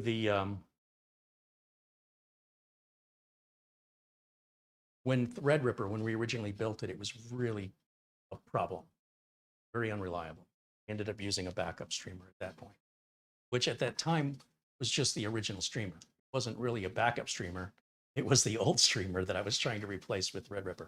Now Threadripper's the main streamer at Studio A. With another one of these little Nook i5s. Well, it's called a Nook. It's a Nook 9. It's a 9th generation. And it's an i5 processor in this Nook 9. They do have i7 versions, an i9. An i9 back then. At least in this particular model, they go to i7 anyway. Can't remember if they go to i9 or. But as you can see, I've got plenty of power for streaming. And it's physically equipped the same way as this machine, only without a discrete graphics card, which means if I wanted to use HDR, I would have to have a 10 series or greater GeForce or video card in there, which obviously I can't have that in there and have my capture card. There's slots. So this gets me by. I can have all my inputs. We can do everything we were doing before, exactly as we were doing it with a much smaller box. Old Man 55 said, what's the CPU in the streamer? That is a 9900 KS, which is kind of coincidental that this is a 9th generation chip. That is also a 9th generation. This I recently purchased. It was a returned unit. And that we built here on the channel about 4 years ago, 5 years ago. Jason Ryrick says, that's a Nook. This is a Nook, yes. They make Nooks in many different shapes and sizes. Mark Gaines wants to know, are we going to see a diagnostic video soon? I don't really see a feasible way for me to do that. For me to properly diagnose this, I've got to take this down and put it over here. And then for me to stream it, then I'd have to put this over there and recable everything.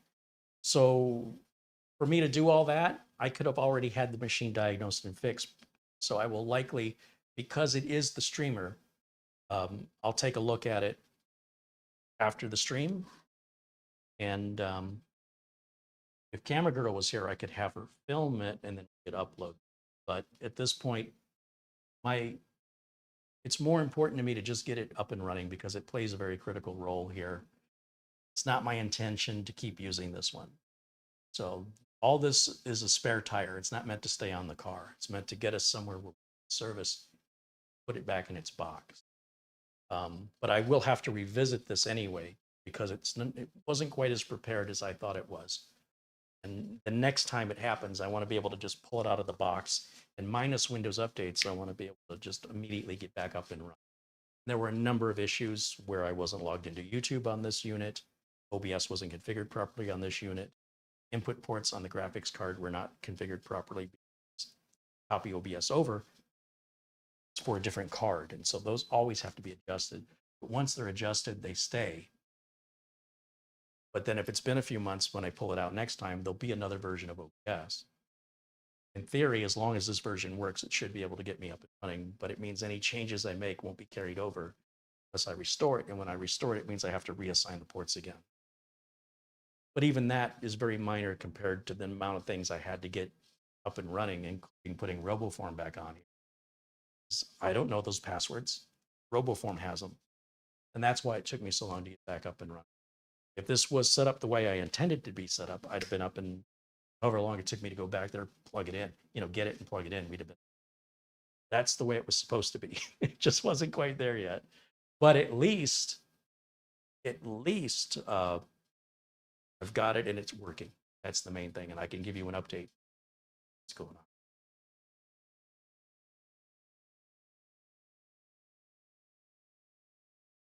And my screen looks like I thought the video was over. But it's still.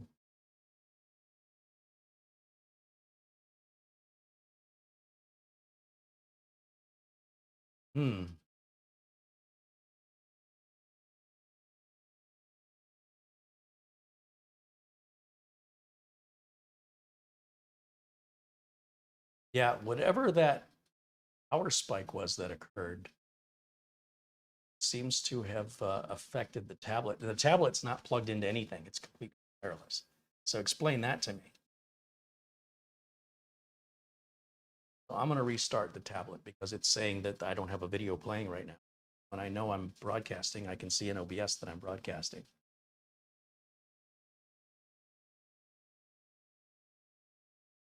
Let that fire back up. Keep wanting to grab this keyboard and this mouse, but they're for the streamer. Streamer's just not initializing. So until it initializes, I can't use the keyboard. Let me see.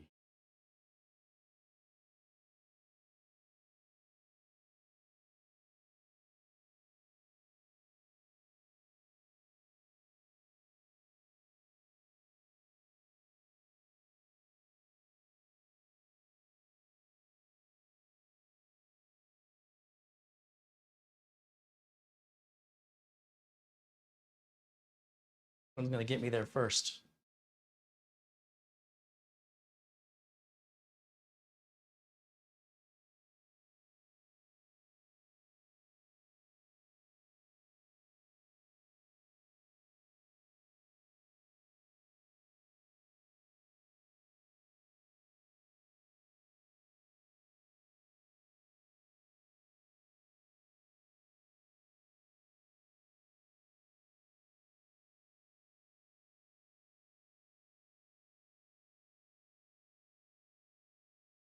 Okay, this one's back up.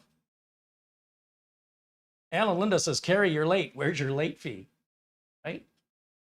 I agree. What the heck, man? I go back over to live broadcast one more, which is on this unit.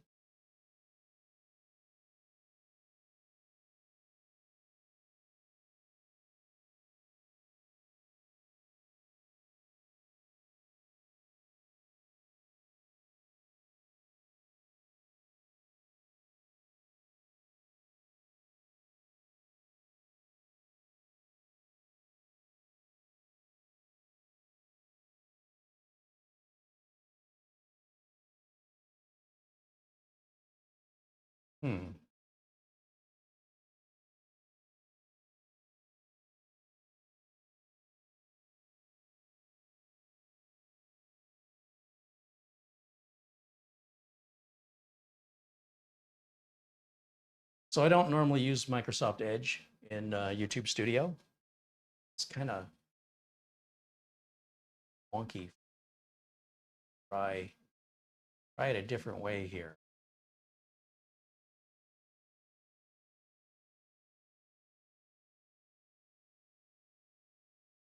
Oh, I see. It's got me signed in. Out. That'll be the reason. That would explain it. See these little things like this? Once they're set, they stay set. So when I'm done today and I shut this down and put it back in its box, it'll remember this the next time. So I won't have to do this again. Now I should be able to up my live stream. Normally monitor it. There it is. There it is. And there's everybody again. There we go.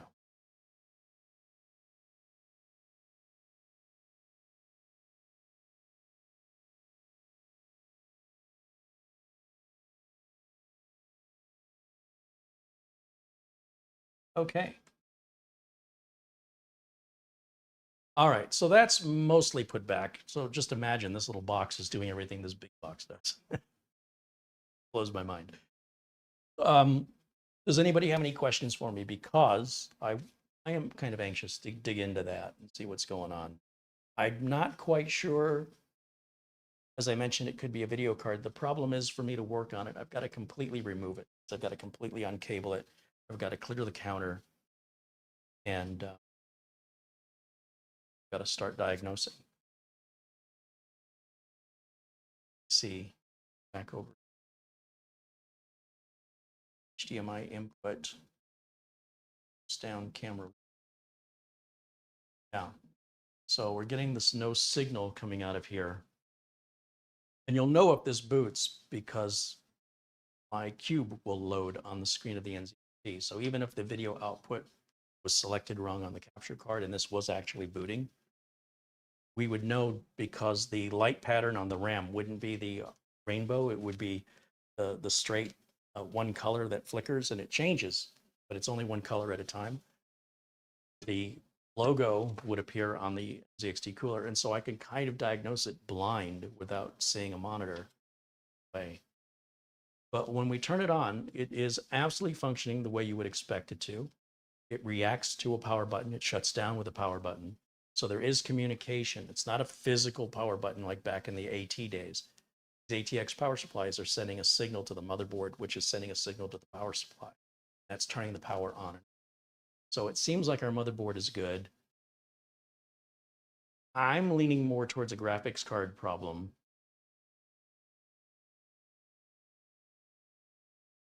However, I think if there's anything I can test without having to rip this out. Like I can't get this video card out of here with this in the way, so I have to take this whole thing to do that. It feels like a video card to me.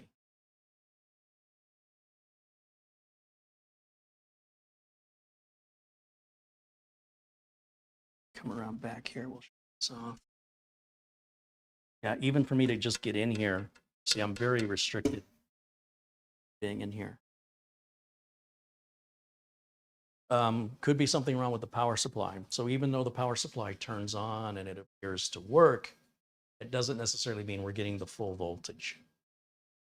One thing you can always do is physically pull the power. Make sure that those capacitors have time to drain out. Sometimes simply turning it off and back on again isn't enough compared to physically pulling power. Then push the power all the way in, make sure it's fully seated. You'll see these lights reset up here. Turn this back on. Now, I don't put speakers on any of my computers. I don't like that beep. It drives me crazy. And this happens very rarely. This is the first time it's happened to me in years. So I'm not going to listen to 4 years of beeping and then go, oh, I wish I had a beep on here. A lot of times the beeps are inaccurate anyway. They're reacting to something that's not initialized because something else down the line did initialize first. So it could give us RAM beeps, for example, when in fact the problem is a CPU or the problem is something that the way the motherboard diagnostic interprets it is bad RAM, when in fact the problem is it didn't yet get to the RAM. So I don't put a lot of faith in the beeps or in any diagnostic codes. This motherboard may have a diagnostic code reader, speaking of which. Let me just double check. Let's see. No, it does not. Okay. So I guess I have something to do. So I won't be bored today. Do any of you have any questions for me before I wrap it up for today? I want to thank again the folks over at Movespeed for sending over the flash drive. And again, the concern about things failing or things overheating and failing because they overheated, it's pretty rare these days with modern electronics. It still happens, but it's very, very unusual. So it wouldn't be something so common that that should be foremost on your mind or concerns. My opinion, in my experience in the industry, it's the stuff you're not thinking about that should worry. And that's a very difficult concept to explain. The thing that you don't yet know about is the thing you should be most worried about. What is it specifically? You'll know when it happens.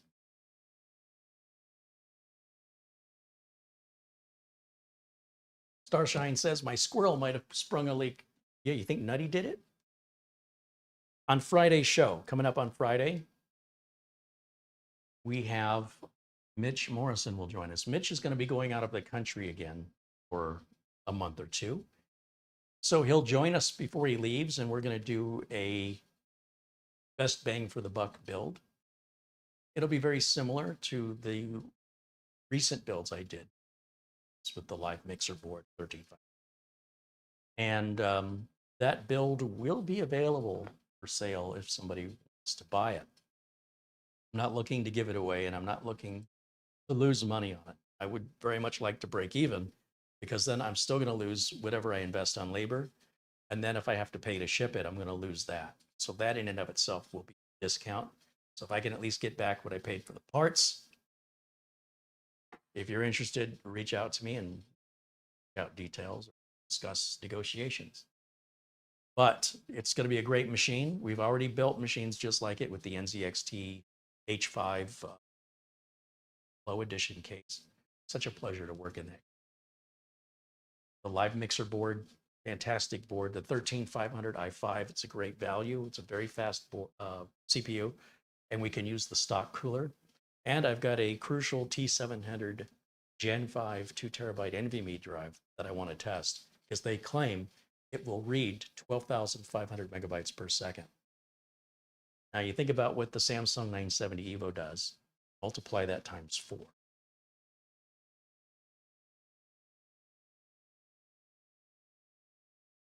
Hey, there's Mitch Morrison in the chat room right now. Welcome in, Mitch.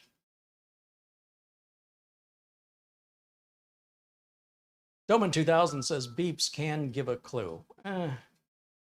Sometimes beeps will send you down the entire wrong path.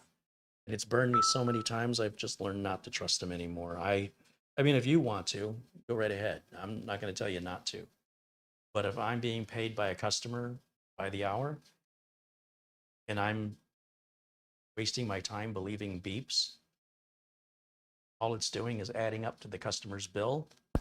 You're probably not going to have a very happy customer. So once again, how we do things in the industry versus how people at home do it.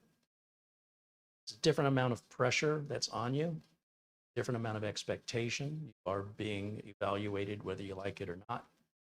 And it could result in whether or not you ever get called back again. So when I tell you that I don't trust those beeps, I hope you understand why I'm saying that. I'm not anti-speaker. I don't have an agenda trying to rid the world of all PC speakers. Why would I say that? But, you know, you do you, and I'll do me, and I do what I do in order to maintain my career. What you do has no effect on my career. I'm just going out to the door here because I'm expecting Amazon.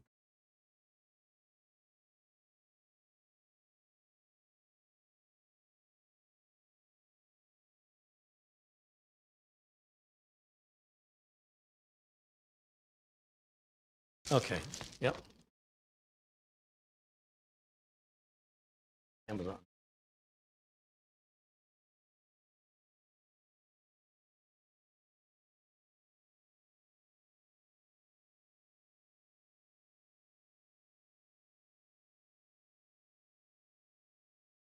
Mortant's jumped in and says, hello, welcome in, Mortant.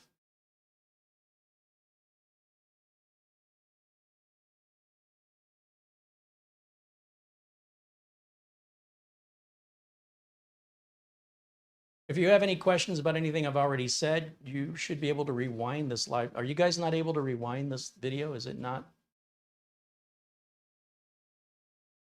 There's no reason you should ever ask me to repeat myself when all you have to do is drag your mouse back to the spot that answers the question, unless we're not in there. It's not there.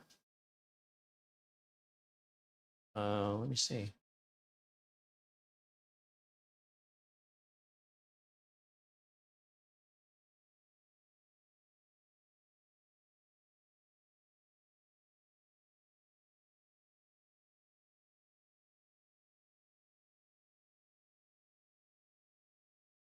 Oh, that's interesting. It looks like it only wants to go back. Oh, there it is. Yeah, 2 hours and 43 minutes. It's all there. Oh, no, wait. No. That's a different day's video. Allow you to go back?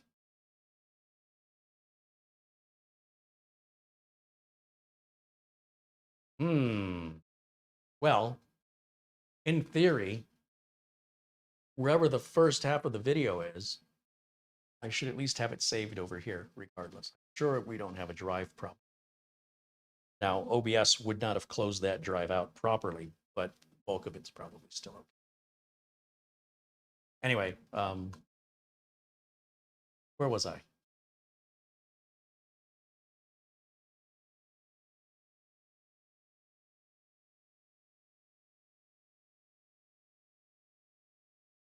Maybe you need an all-in-one replacement. Oh, we're back to worried about heat issues again, are we? What a surprise. Does anybody on the internet ever think of anything other than that?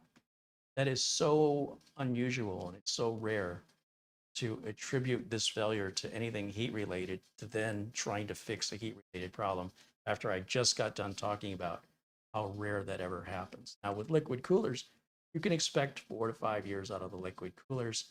And that cooler is that age, except that that's a pretty expensive cooler. That's not a cheap cooler.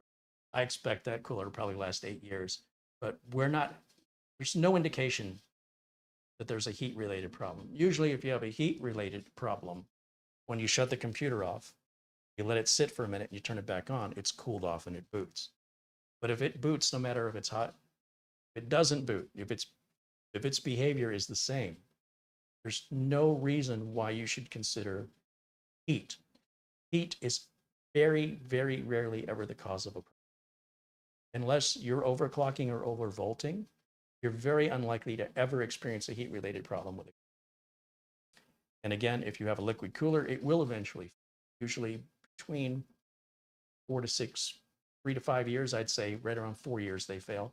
But when you get yourself like this is the Kraken NZXT top of the line, $260 cooler, it's easily going to be an average lifespan of 8 years. And furthermore, if we were having a heat-related problem, the system would have booted after it cooled down, which it didn't. And the system didn't indicate any heat-related issues before it shut down. There's no reason. Again, you're just doing a rain dance. You are ritualizing. If you really want to be a computer technician in the real world, you've got to think outside of the box. Just stop parroting back things you're reading online and seeing on. Because what's actually happening is way more interesting. It's so droll.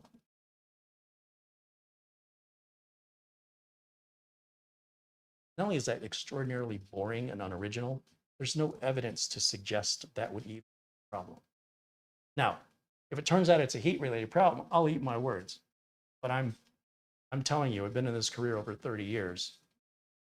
Very rarely is heat ever a factor. Occasionally, maybe 3% of the time. The other 97%, it is something else. Jason thinks it's power related. It could be.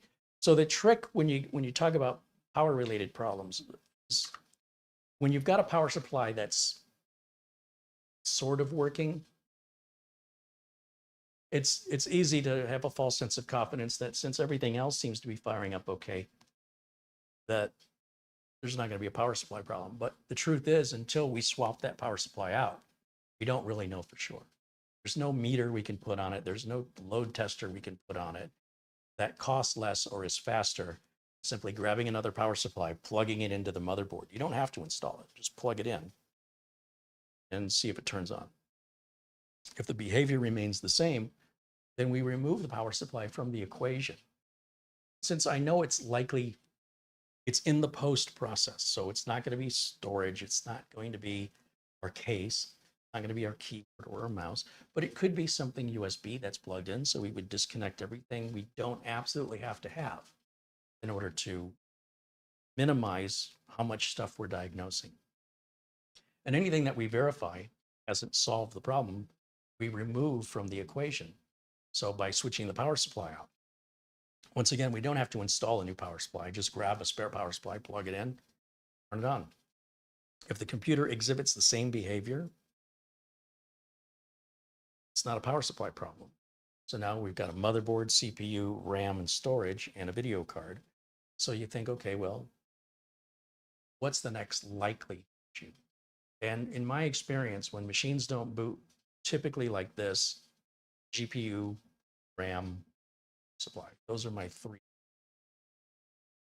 Now, if somebody dropped something on it or spilled something on it, somebody knocked it over, different. My diagnostic would be different. But knowing that it's been working, it hasn't been moved, nothing's changed, All of a sudden it happened just as you saw. We know it's not heat related. We know it's not a storage related problem. What I don't know is during the initialization of the power on self-test, if we're getting to the RAM part, if we're getting to the GPU part. So I'm sort of leaning on those two things along with, of course, power. But the power, everything about the power indicates that it's working. It doesn't mean that it is. Again, until we test it, it's just an assumption. It's an insinuation. And a real technician who's actually good at their job is not going to insinuate anything. Until it's been tested, we don't assume.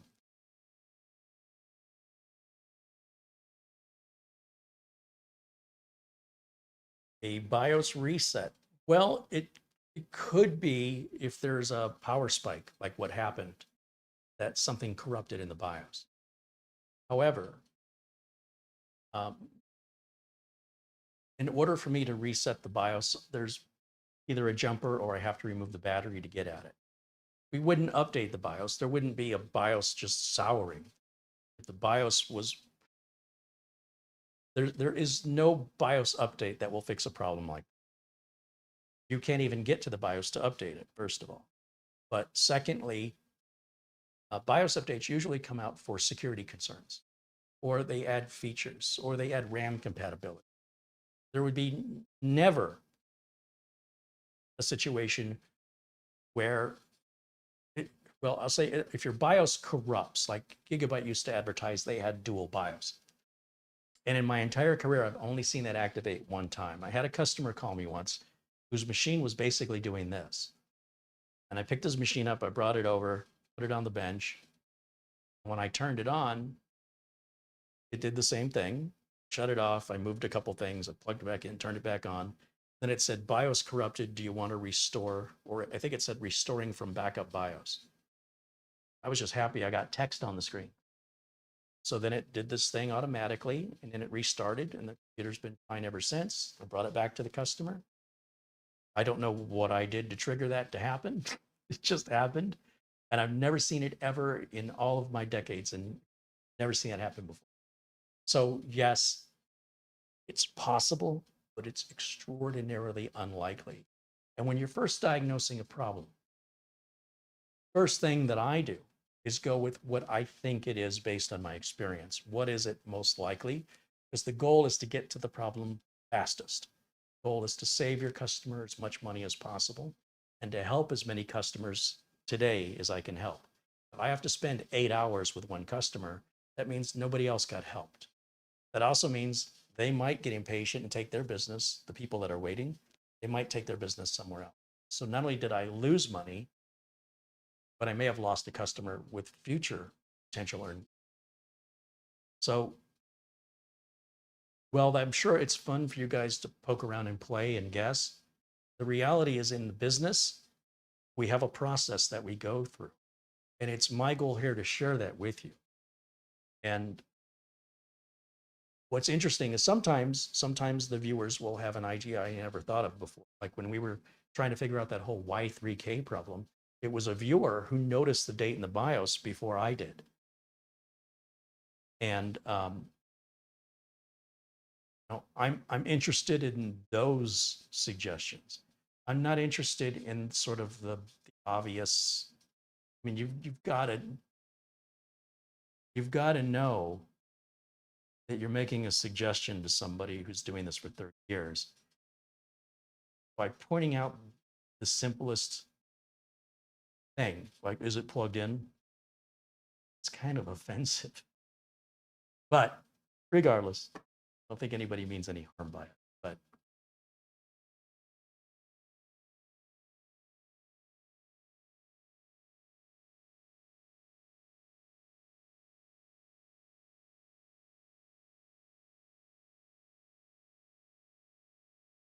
why are you getting ads? I don't know why you're asking me. My guess is you don't have a YouTube premium account. Didn't get ads before.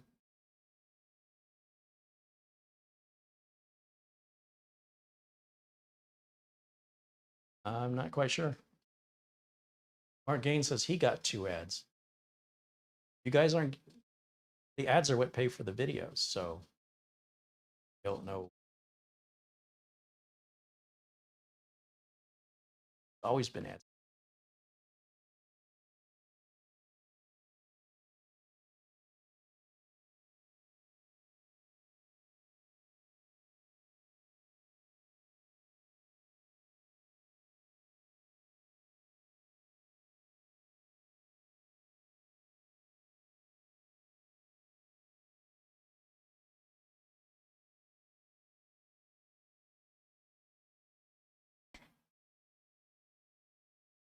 Ron says he did not have ads during the live stream before.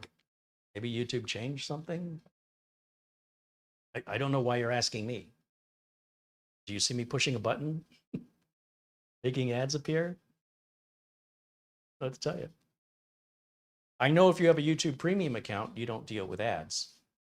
So I don't know why you wouldn't expect ads unless you were paying for YouTube premium, but I have no idea. And again, I got bigger fish to fry right now, but you know, if it continues to be a problem in the future, maybe YouTube changed something. Jason says, I'm pressing buttons with my third hand. You got to watch that third hand. It's the one that'll get you. Pat Johnson said, Carey, I'm dealing with brownouts and power spikes here. Do you have a suggestion for me that might help me with that? Yoki says, it's all your fault, Carey. There you go. Well, basically, if you deal with a lot of brownouts and power outages, you want an uninterruptible power supply to anything that's valuable.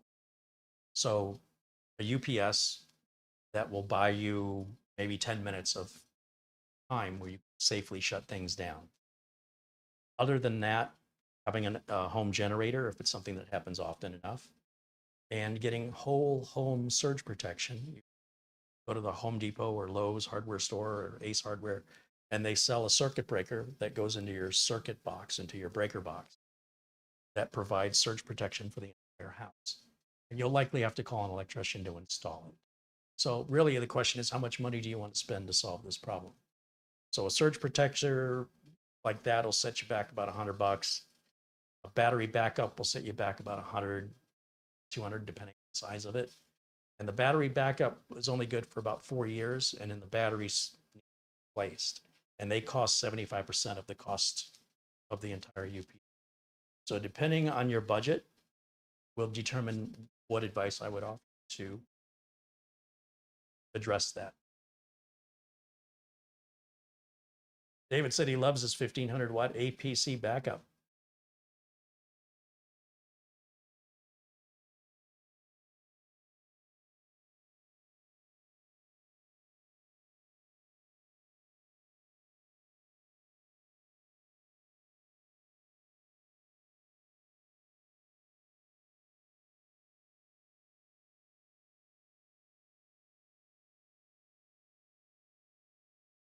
Matthew Burton said whole home surge protectors are required for new services in Massachusetts.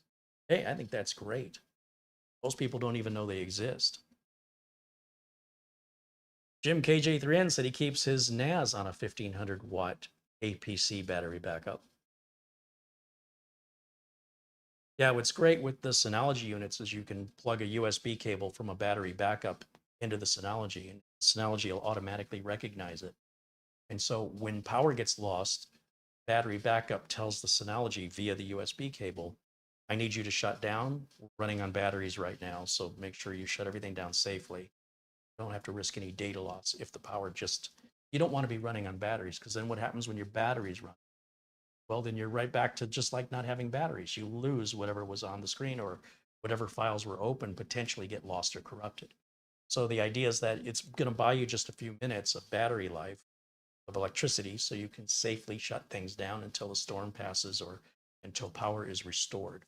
In the case of a power outage, like out here in Phoenix, when we have the big electrical storms, I will physically pull the power plugs from the wall, because when those big electrical surges happen, even though your equipment is off, but it's still plugged in, they can still take the surge. That includes networking as well. So I will physically unplug the surge protector from the wall, especially if there's a power outage. If I'm here and all of a sudden the power goes out, first things I do is I start to unplug the most expensive, most important thing. Plug my cameras, unplug the chargers. I will unplug all the computers and all the televisions. When the power comes back on, I do not immediately plug these items back in, because sometimes the power goes out again. It may come up and down 3 or 4 times, and that's where the most damage is going to occur in my experience.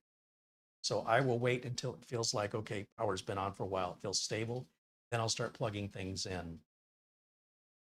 That way I don't have any surprises with spikes they got.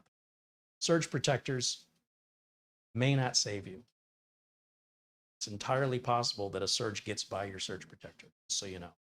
More expensive surge protectors are faster to react, but still not a 100% guarantee. A lot of them do have guarantees if a surge does still happen, but good luck getting them to pay anything out.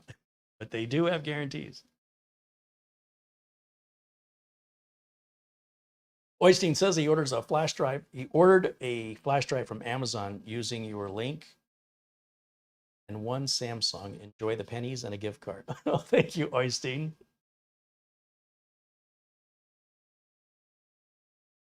Andy Kane says, I got a Corsair RM850E power supply and I powered it up to my Gigabyte B560M. A fan on it was intermittently turning off and off. The fan on the motherboard, fan on the power supply, and what does off and off mean? If it's off, how does it turn off if it's already? I think you might need to rephrase your question, and I'll do what I can to give you my thoughts on it.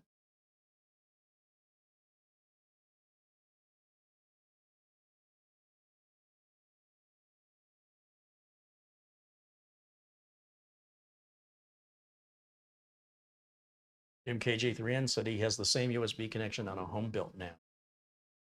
Yeah, well, the idea is that the NAS can communicate via the USB port to a computer, to a NAS, or whatever it's plugged into. And it says, I want you to shut down right now. So the machine will cycle through a proper power off cycle.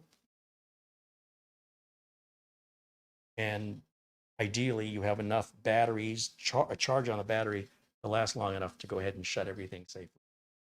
Because if the power just gets cut, or if you just continue to use it on battery and then eventually the battery dies, you could end up damaging the equipment. You could corrupt your data. It's a roll of the dice what's going to happen, depending on the severity, timing of it. Leslie Cavins pops into the chat and says hello.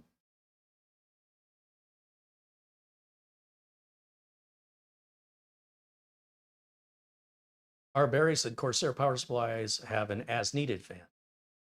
Well, many power supplies have a button that it'll say hybrid or something like that on the back of the power supply.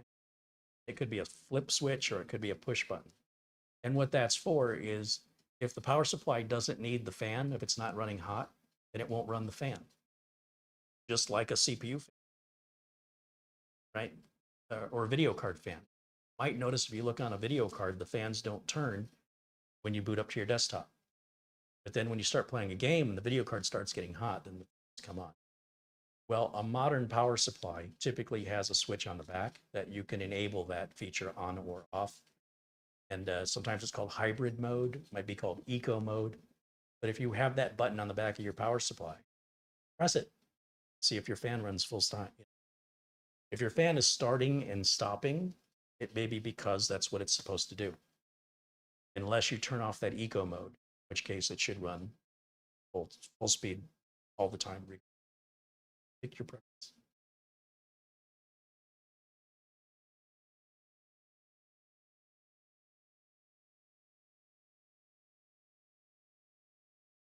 Shadow Dash Media wants to know, is it possible to run Unraid on a Droid XU4 or Resident? I have no idea what you're talking about. So I'm sure there are other YouTube channels that deal with project boxes. We don't do that here. If anybody in the chat knows an answer to help them out, certainly please provide it. I have no idea what you're talking about. That's not what we do.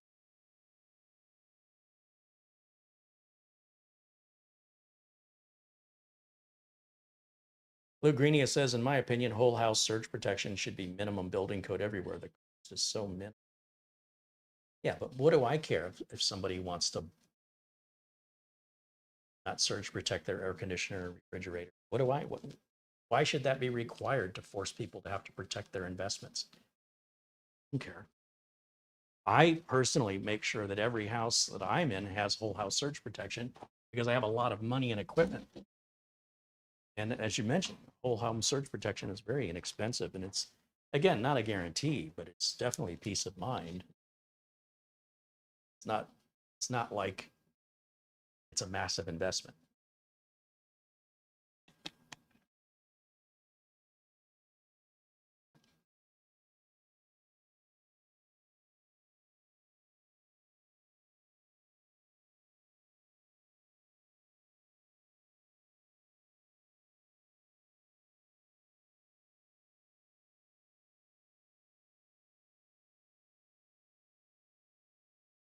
So what I think I'll do once we're done, wrap this video up for today, because it's gone on for too long, but we had that big delay where I had to get things back up and running. I need to clear this bench off. I need to unplug everything over there. Bring this over here. I need to figure out what it is. And then join me tomorrow. I'll be live at 1 o'clock. Whether I'm streaming from this or I'm streaming from this, I will be streaming. And then you can follow up and say, hey, did you get it working? And if so, what was it? You'll already know the answer to your question based on whether or not that computer is there, whether or not the spinning cube is on. If you see that spinning cube back, it's all up and running again. On the other hand, if I'm back and that area is empty, then we'll be broadcasting from this and it'll still keep our regular schedule continue. Otherwise, I'll follow up and I'll let you know what I found. If I find what it is, I will follow up with you guys.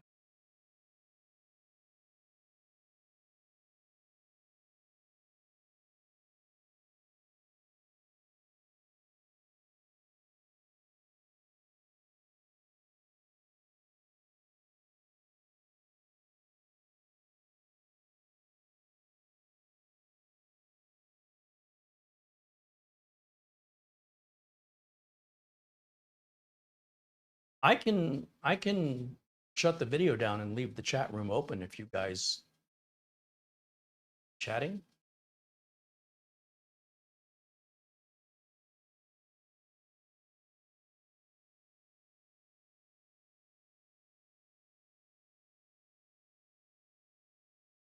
Jason says the sound suppression settings aren't set correctly on the system. Well, again, just the fact that I'm able to broadcast again should amaze you. Getting hung up on a little setting, who cares? I'm not worried about it. This is just temporary. This is just meant as a stopgap. And I appreciate you letting me know, but I'm not going to do that.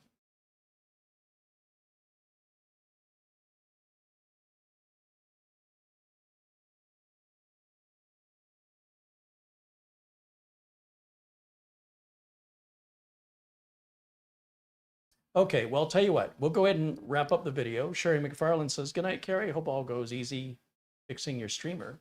I hope it's an easy fix. I can almost guarantee it'll always be an easy fix for any system I build because the way that I build them, they're fully modular. All the cable management makes it easy to get in and get out. It is a pleasure to work on a system that I've built. And if you've ever built your own computer and had to work on your own computer, if it wasn't easy to work on, it's your fault. Because when I set this up the way I set it up, I do that so that any future work will be super easy. And in most cases, I never need to do any future. That's the, you build quality components and you put them together properly, your likelihood of having a problem is reduced. But if it's a power outage or power spike, you can't. It has nothing to do with how you built it. You can have. So when it comes to doing any upgrading or any working on any system I built, it's super easy. Pleasure to work. It's not like working on those Alienware, those Dells. Those are. Paul O'Brien contributes €2. Thanks, Daddy. Thank you, Paul. All right, and then I apologize if I missed other super chats while all this was going on, but honestly, sort of occupied my focus, as it will until I have it resolved. And so let me get to work on that. And what I'll do is I'll shut the video down, but I'll leave this room up and running. And then if I see the room quiet down, I'll shut it off. But I'll peer into it from time and check in on it. Thank you for hanging out with me. I will see you all again very, very soon. I'm not going to roll any titles or anything. Just for now, I'll say, hope you tune in tomorrow, 1 o'clock Pacific time. I promise you will. And hopefully this will be back. Probably something simple. Thanks for watching.